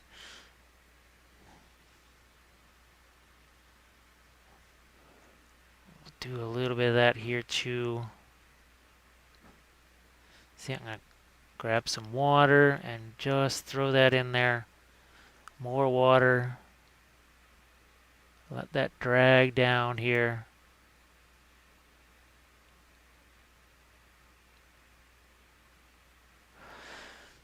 Remember, we've got these sponges. Let's see, look at how much of that came away. But now there's a little more depth here. Nice undulating shading going on. And it was just ever so slight of a brownish black glaze over it. Did not take much. So we're doing that back here too.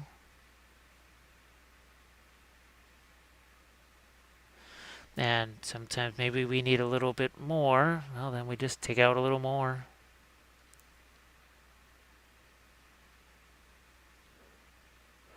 Now this is really rough on these type of brushes. This one's already, I've kind of been doing this before, so it's already a little careworn. That's why I would normally use the number 8 rounds for that, but I just wanted you to see. Sometimes this is, again, why am I using these type of brushes? That's one of the reasons why. Yeah, we'll get some of that stuff back. We'll So a few more darks in there. We got some separation now where that shield is. We're going to do some of that here also. So I just throw a little bit of the black and then I just grab some water. And all of a sudden, that starts to stand out more. Starts to create a little more differential. We definitely need some here. That has a little more umber in it than black, which is good. We're looking for that variety. And we take away what we don't necessarily need there.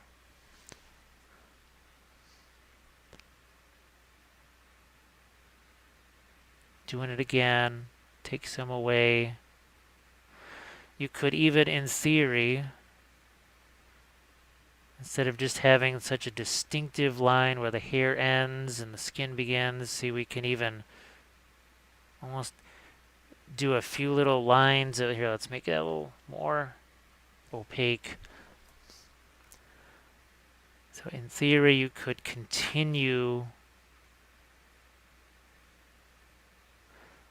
some of the hair out onto the skin a little bit. We're going to do some darker glazing on a few parts of our boulder here. Get a little more contrast.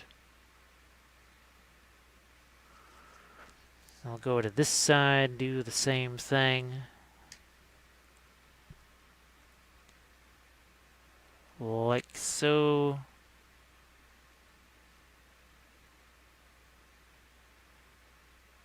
There we go. Couple of more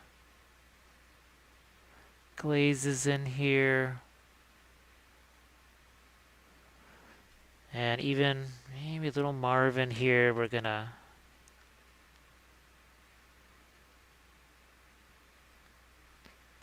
just needed a little, yeah, a few little shading type things on him as well.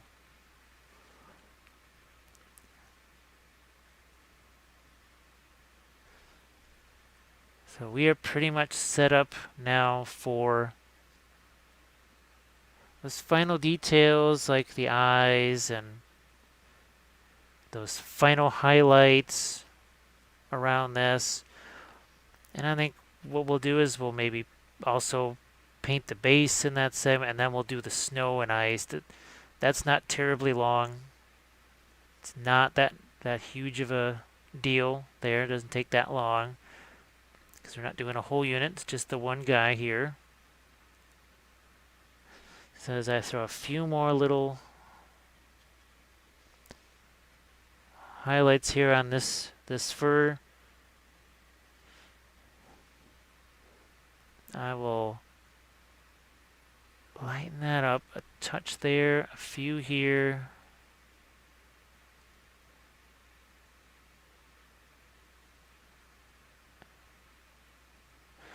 And now I'm going to move on to those final details.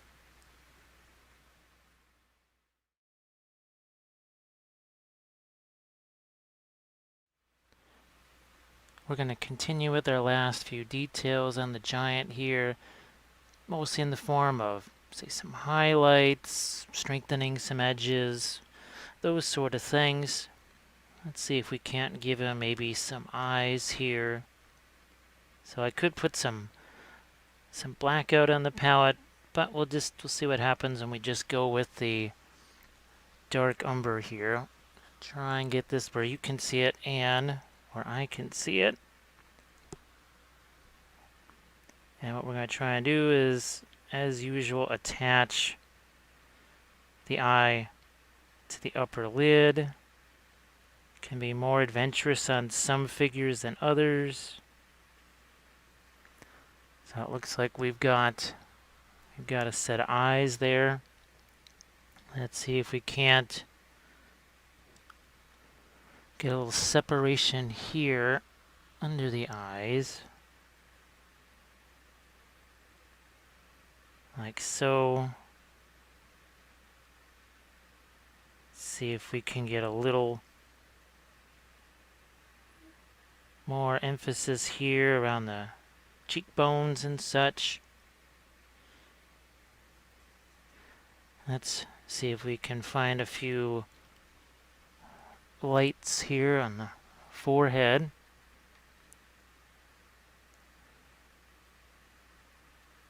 Sometimes you just get those little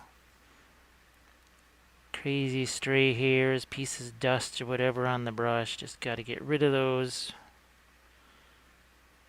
And the whole idea is to, like I've said before, is to save some of these final highlights here for the very end. Let's put some here on the knuckles. You can even see what we can get on Marvin here.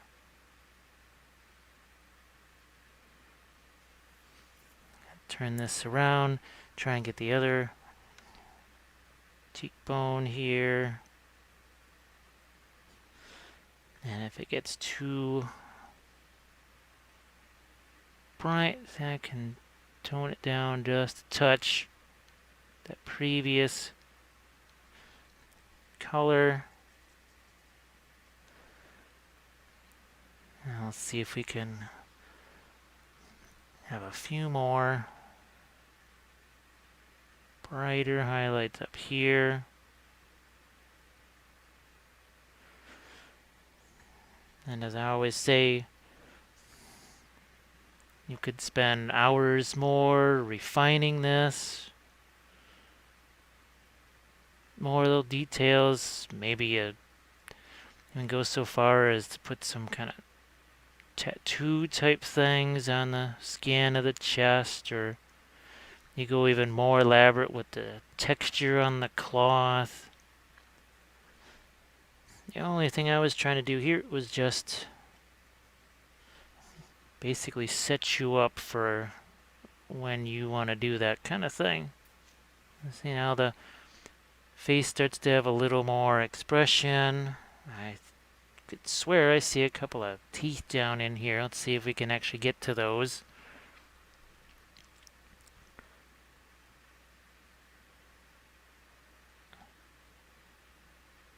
And I'm going to get into my green over here.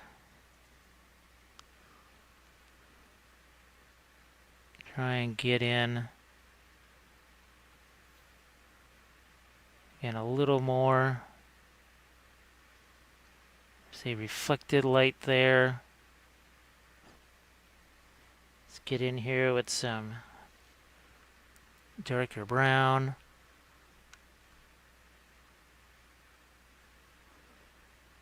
He has some pretty heavy, bushy eyebrows here.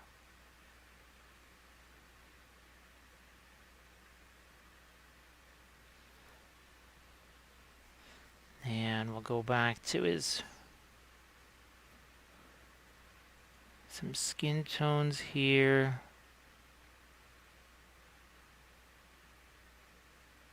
See, I have to get his other nostril in there.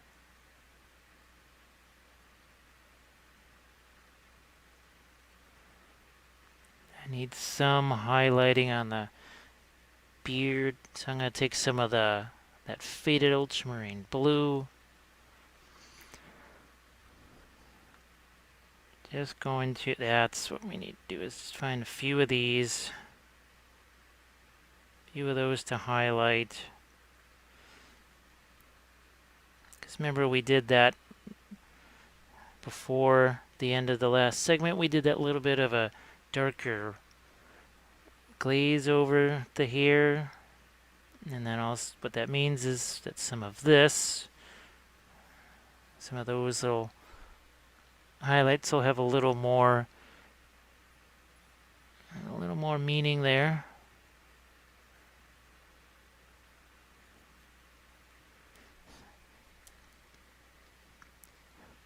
I do want to leave myself enough time to put the snow effects on the base.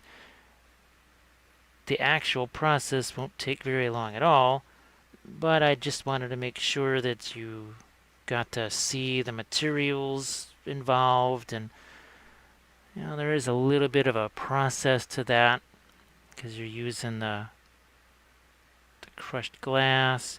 I also want to show the other Vallejo snow and what you can do with that, because I want to have more snow on actually the giant here.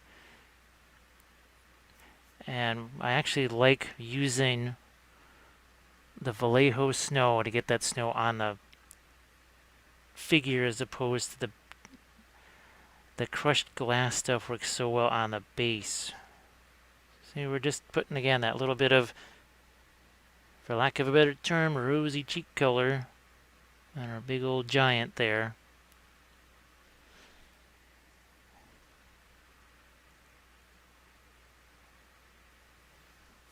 And let's see if I can find a few little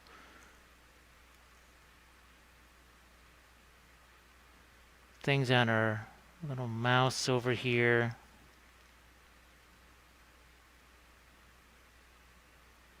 I'm gonna try and work in some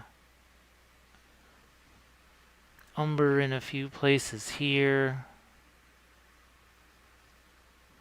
Let's see if we can't get a few darker lines in here to get a little detail back. Maybe some darks in here. Over that rope. Again, just a little bit of a glaze there. Maybe throw a little brownish glaze in here. See what I'm going to do? I'm going to take away the edge of that. It's kind of a watercolor thing right there.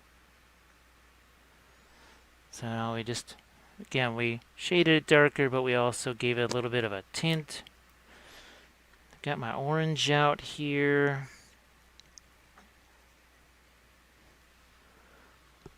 And here I'm gonna see if I can't find, remember we're texturizing this. Give it almost sort of a burlap kind of a look.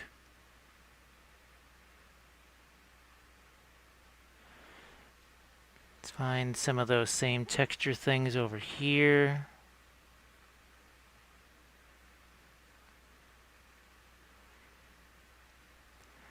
So you could go nuts and do the entire whole thing this way. It's all up to you. Here's some of that green. Let's see if we can even get this a little bit lighter in here. And again, I'm going to just take some water. See how that now moves around. We get rid of some of the water. Now it's mostly just water in there.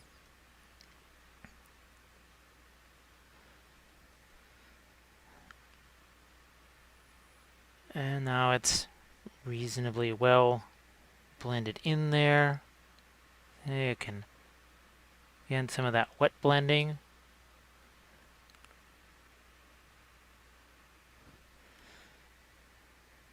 Let's put a few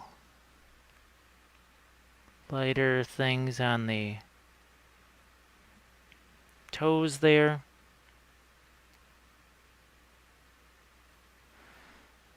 Let's get some of this skin just a touch lighter up here, because it should catch light being all the way up there. And then so I can just take some of that water and effectively tone that down. We're going to get a little more light right here.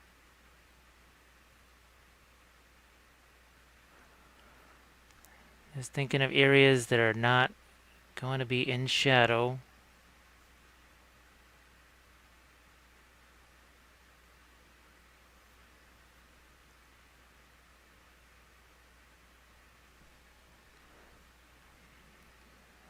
Okay. And then at a certain point you just say, okay, that is We'll call it done. Even after the snow effects are added, there's nothing that says you can't go back in there, play around things a little bit more. So you can see what I'm doing. I'm trying to make these highlights lighter than what's down here. And all the while I still have my green and blue in there.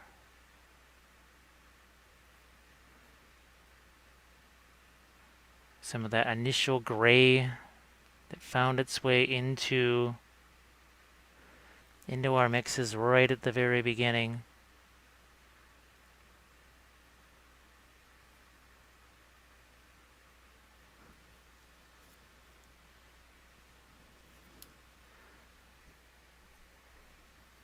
So what we're going to do is we'll get to our ice effects. Well, let's actually paint the base first. While that dries a little bit. There's not much to it. It's just this. Got a lot of the same colors still out on the palette here that we used. We got that Ultramarine blue. We'll mix it with some of our green here. And we've got our homemade filbert brush. So yeah, nothing terribly elaborate here. And even this is not, it's not a dry brush. There is plenty of paint on this brush. I think you can see just how much is there.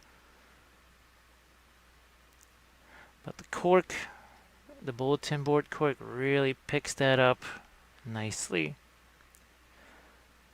And as I said, the Army Painter pledge level, you see every army that gets based. And the subject of Free Folk, we're going to be doing the entire army. The first unit for Free Folk that I'm doing is going to be the Spearwives. Here we're going to mix the orange and the brown together. And that's going to start, as always, with basing that unit. And while most of the basing so far of all the Song of Ice and Fire stuff has been focused more on tree branch type stuff, I think I might switch that around and go with the bulletin board cork, partially because, well, that you can get anywhere. You don't you don't have to live anywhere near trees to be able to get bulletin board cork. That's just kind of everywhere. You can get it off Amazon. That's no problem finding that stuff. So again, we've got a decent variation of colors here on our rocks.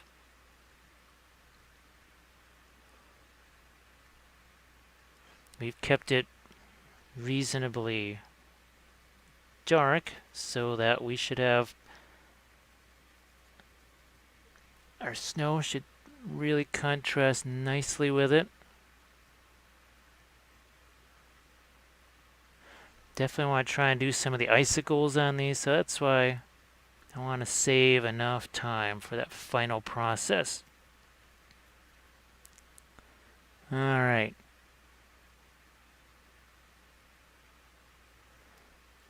So we'll call the base ready to go. Again, if I was not going to put all the snow on there, I'd certainly have more stuff going on here, but hey, snow's going to cover up all that. So we'll be right back with all of our nifty snow effects.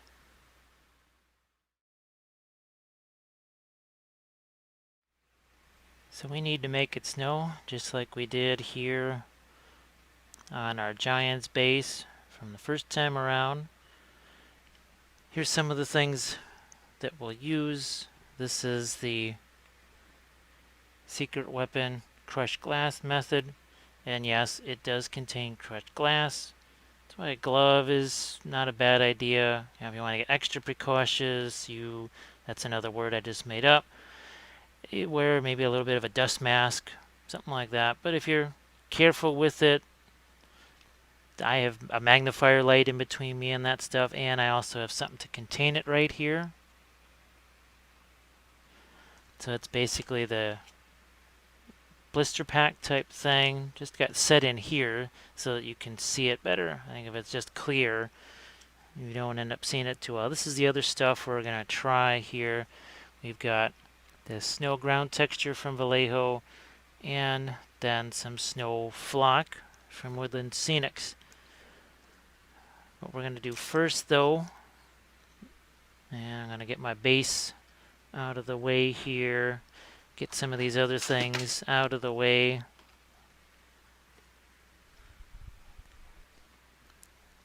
Just want to make sure you can see what we're doing. So that's now on the palette camera. I want that to be there. And the idea is we're going to get some of that snow, crushed glass around here, and then have it also piled up on the tree or the logs, the downed logs.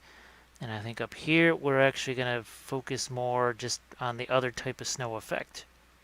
So we'll show you a little way to combine that with this crushed glass. Now with the crushed glass, again, you want to be real careful. You don't want to blow this stuff around. You never want to do that little thing where you go or something. That's not a good idea. You can see those rolling around there. All right, we'll put the cover back in there because you don't want to just knock that over and have those flying around. A little of this goes a long way with the crushed glass. So that's why I'm going to get over as far away as I can. Can always put out more. And guess what? We got another one of our craft brushes here. So what we will do, here's one other thing I'm going to do is have a little extra bit of crushed glass in here. A little bit extra because I found that when you dust this over the top, actually gives you a nice crystalline effect. That's why I like this stuff. You also, oops, got to keep it over there. The other thing you're going to notice, here, so we're going to take some of this.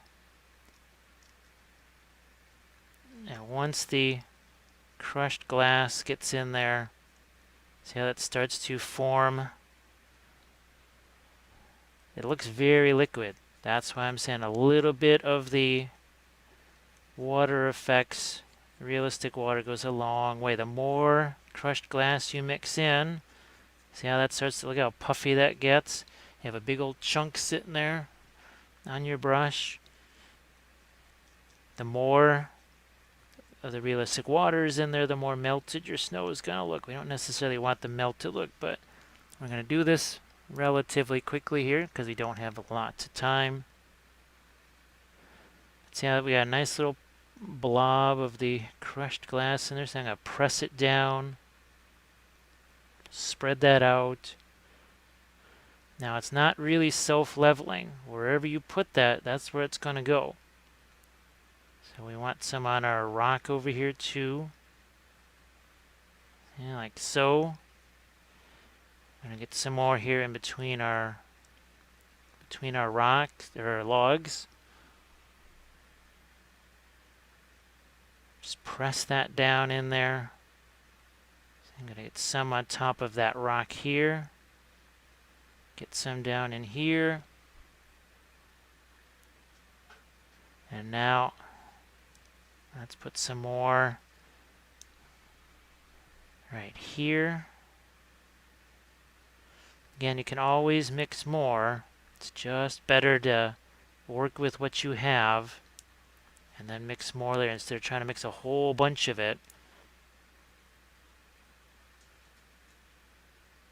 Here we are. Again, let that level itself down. There's another big old chunk.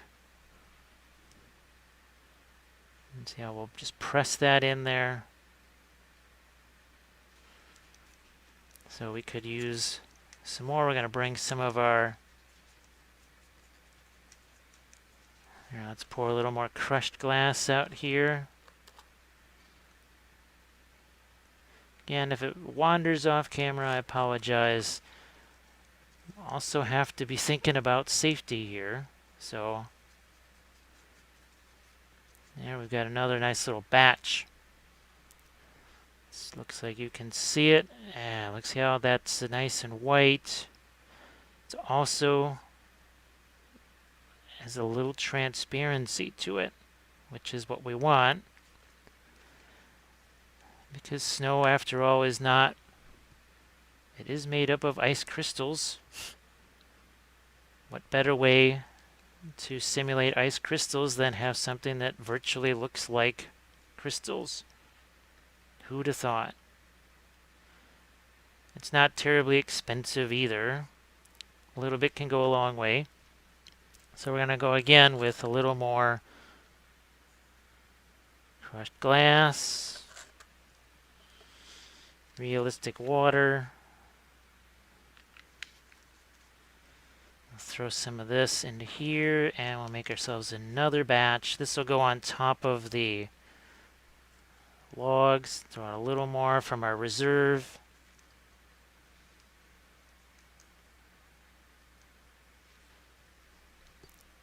Looks like you can see that.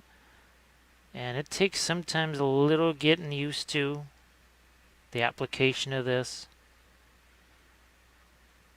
And you haven't done it before, it'll seem a little odd. So see, we got some nice clumps there.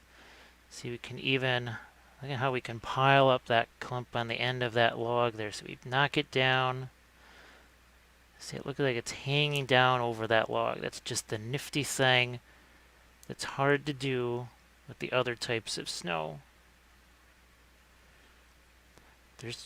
I'm not saying there's anything wrong with those or that you have to use crushed glass.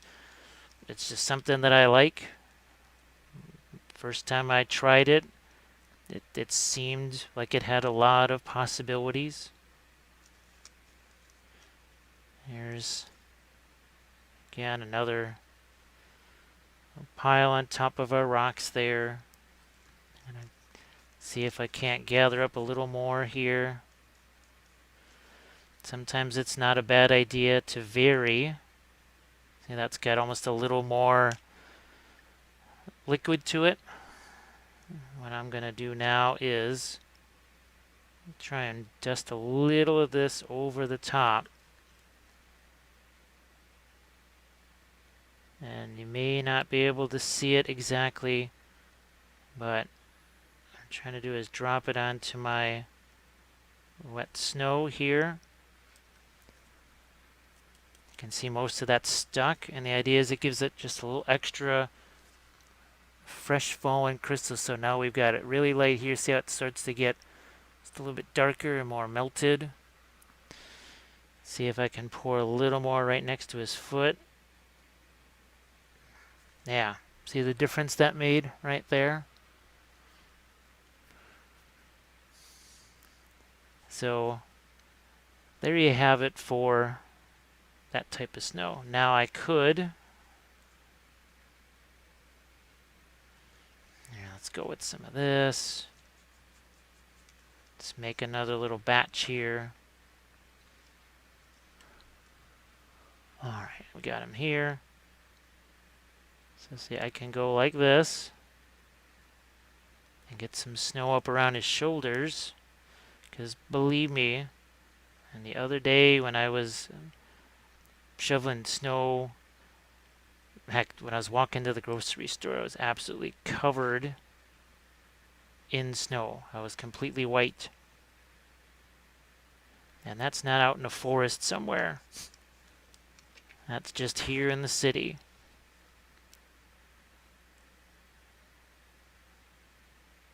Alright, so let's just throw a little more here on his back, maybe a little bit on his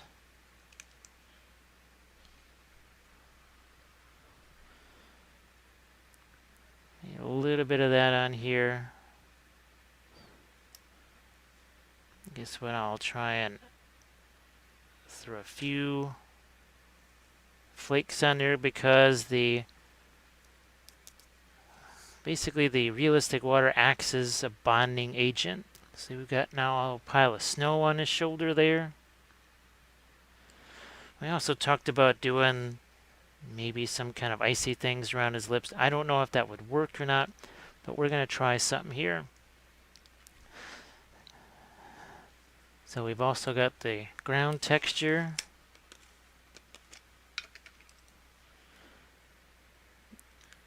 I think here, if I do this, you can see how much of a texture that has. I'm just going to put some of that right out here. Just throw that right out there. I'm going to prepare a little bit of my snow here. Now, if you have, again, Army Painters, if you've watched Series 2, you know that I actually combined all of these materials together at one point. So let's move this over here. I'm going to just water this down a touch. See that I'm getting a little bit of the ice crystal in there. So instead of the other medium, that realistic water, I'm actually just putting the ice crystal or my glass right into the snow effect here. You can see how much whiter that is. It's not so clear. So I'm going to actually get my magnifier light back down here. And see what I'm doing here. Just kind of dusting this over the top. And the idea is that I still get a little crystalline structure to it, but it's also then maybe got an actual touch of white. And I'll do this here on this shoulder. Maybe even a touch on the hair. Again, I can always get a few more of the crystals in there.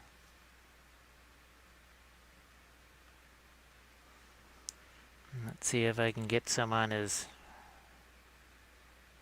beard here.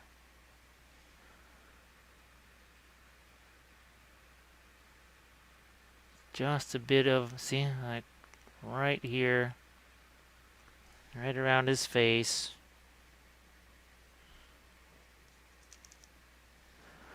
So I watered it down again.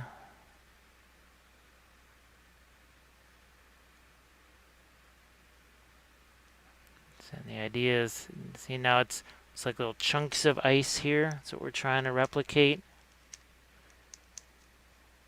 I'm going to even grab some more of these ice, I keep calling them ice crystals, they're not.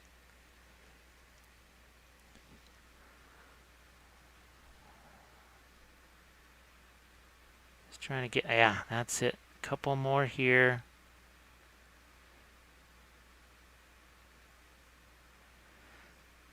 And at first I thought I might throw some of the little snow flock on here.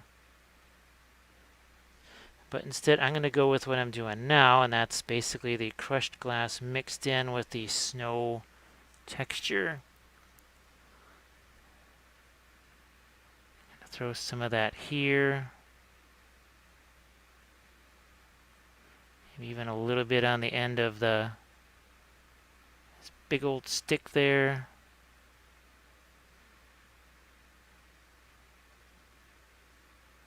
So in some ways, it has a lot of the same properties as I'm applying this as the other snow did, because there's so many of those little glass crystals in there. See, I'm going to try and get some also on maybe his foot here, like he's actually been trudging through that snow. Because I've seen it where people have the figures walking through this gigantic mound of snow, huge snow all around him, and there's not a touch of snow on the figure itself. So you see what we're going to do here is we're going to throw a little bit I'm just going to take some of the ice, again, glass, crystals, whatever, scatter those on here, right there.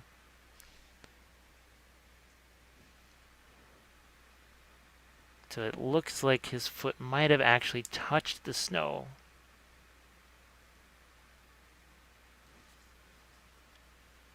So we've got that pretty well set. Now, can't forget our base, wherever we've got that. Process will be pretty familiar here. Take our crushed glass. We take our realistic water. We start to mix this together. Might even, who knows, maybe I even take some of my other mix there and throw that in.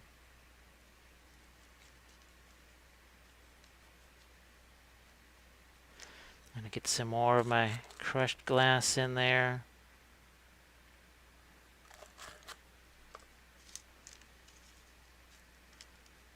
Make sure that's mixed up. The consistency that we want. And do the same exact thing over here. I do have to be mindful of the edge there, as in here, because if it hangs over too far, it's going to be tough to get the miniature down in there.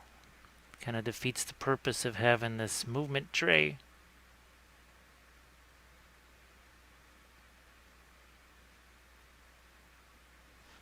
So again, I'm going to try and get the rest of this here.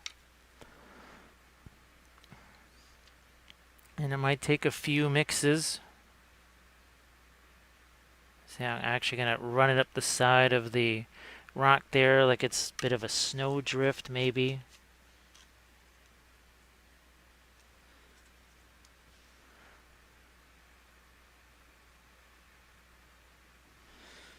And as always, I'm going to try and get a little bit of the glass here where I've put my stuff. So you can see how that's starting to look there, just like our other one. Go back in with more of the crushed glass.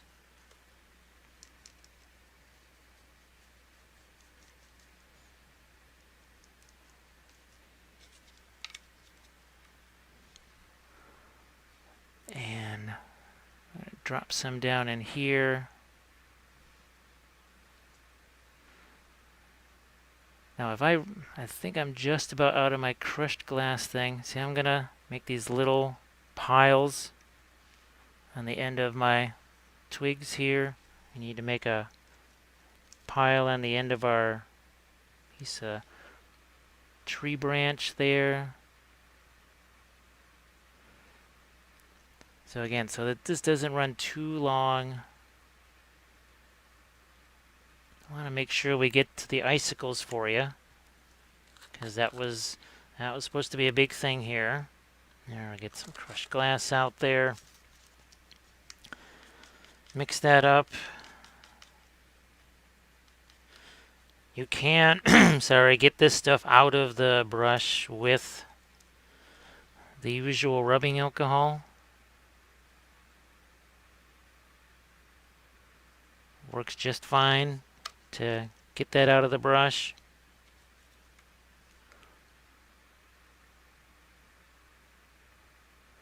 And you can see the wetter that is, it flows a little bit easier.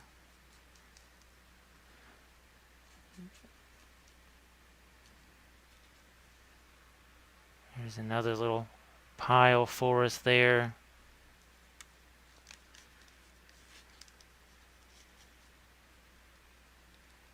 And sometimes what happens is it just starts to accumulate in the brush.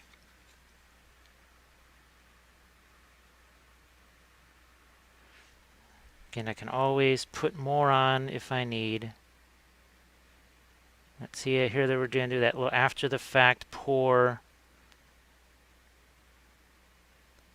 Right, like that. But we want to get to we want those little icicle things here, right? We've seen pretty much how snow works. So let's get that aside. And I've got another thing here. This is Liquitex Heavy Gloss Gel. Now, this is really fun stuff. Now we're getting down to the end of the container here, so that's one thing I've learned, is that when it gets down to the end of the container, it's not quite as, doesn't work quite as well. So I would suggest, unless you're going to use it all at once on some big terrain project, maybe get a smaller container. The other thing too, and I'm going to put a little water in here, just a bit there. You can actually use this to sculpt flames. I use it for water effects. I use it for a lot of things. So you can see I'm mixing this, mixing the water in there, kind of reconstituting it a little bit. But you can see how much body there is. There's a lot of texture to be had here. And as I start to, as this gets re-moisturized a bit, you'll see just what I mean. Here, I'll get a little more in there.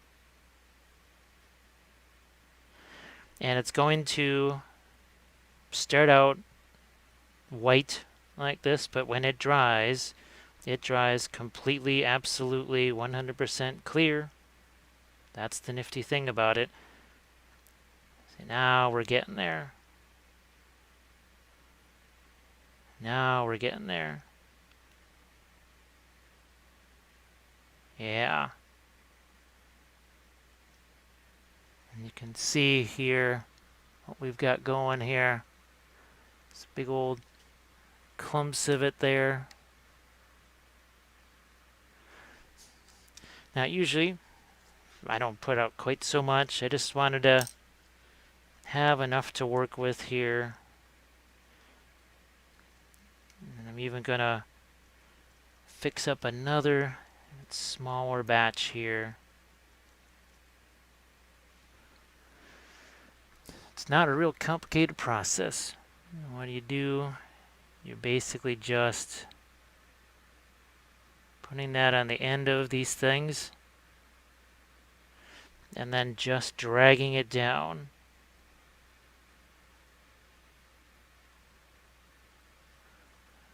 Just like that. There, now you can see it against that black. I'm going to do a similar one here. And again, it's even easier to do when it's brand new. See, we've got a nice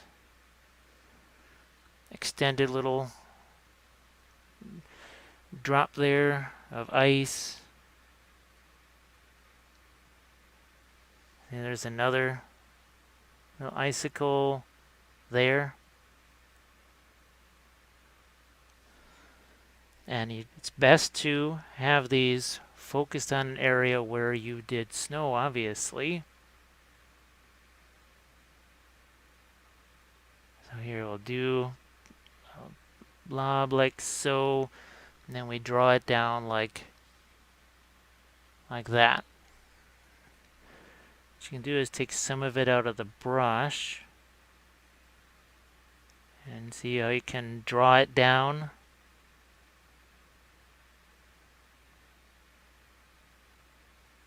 Like so, and you're just letting gravity do its thing. And when that dries, it essentially starts to look just like an icicle. So I hope that you're going to be able to do the same thing on yours. See, we just did another. Gotta be careful, I don't want to drop that. Just did another icicle over here.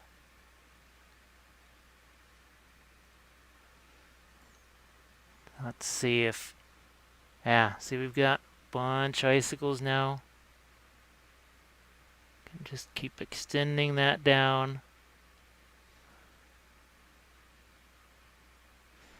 Can keep adding on to it, and if we had time, you could just see me add to this over and over again. I've actually, well, icicles form by drops of water dripping down from the same place over and over. Well, that's another way you can make these, is just when these start to get a little bit more stiff and tough and dried out, then you can add some more material to it. So you'll see in the finished images of this are icicles, but we've got him pretty well finished there. So thanks again for watching.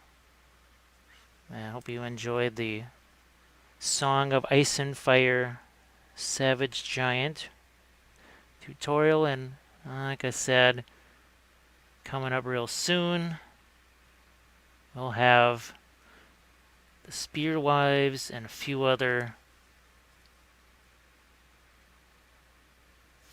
nifty tutorials coming your way. I'm gonna maybe try and have some ice hanging off of this too.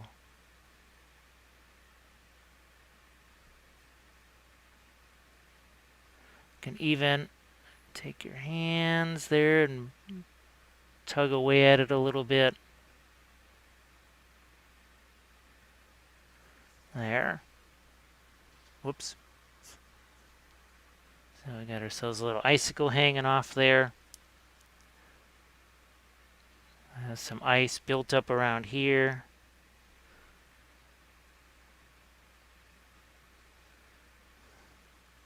So there's a nice frosty giant for you. Maybe we'll put a few little icy things around his mouth.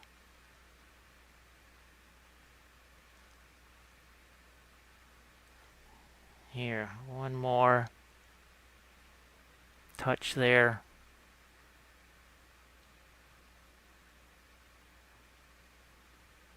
So there you have it. There is your Song of Ice and Fire Giant number 2. Thanks for watching, and I'll catch you on the next episode.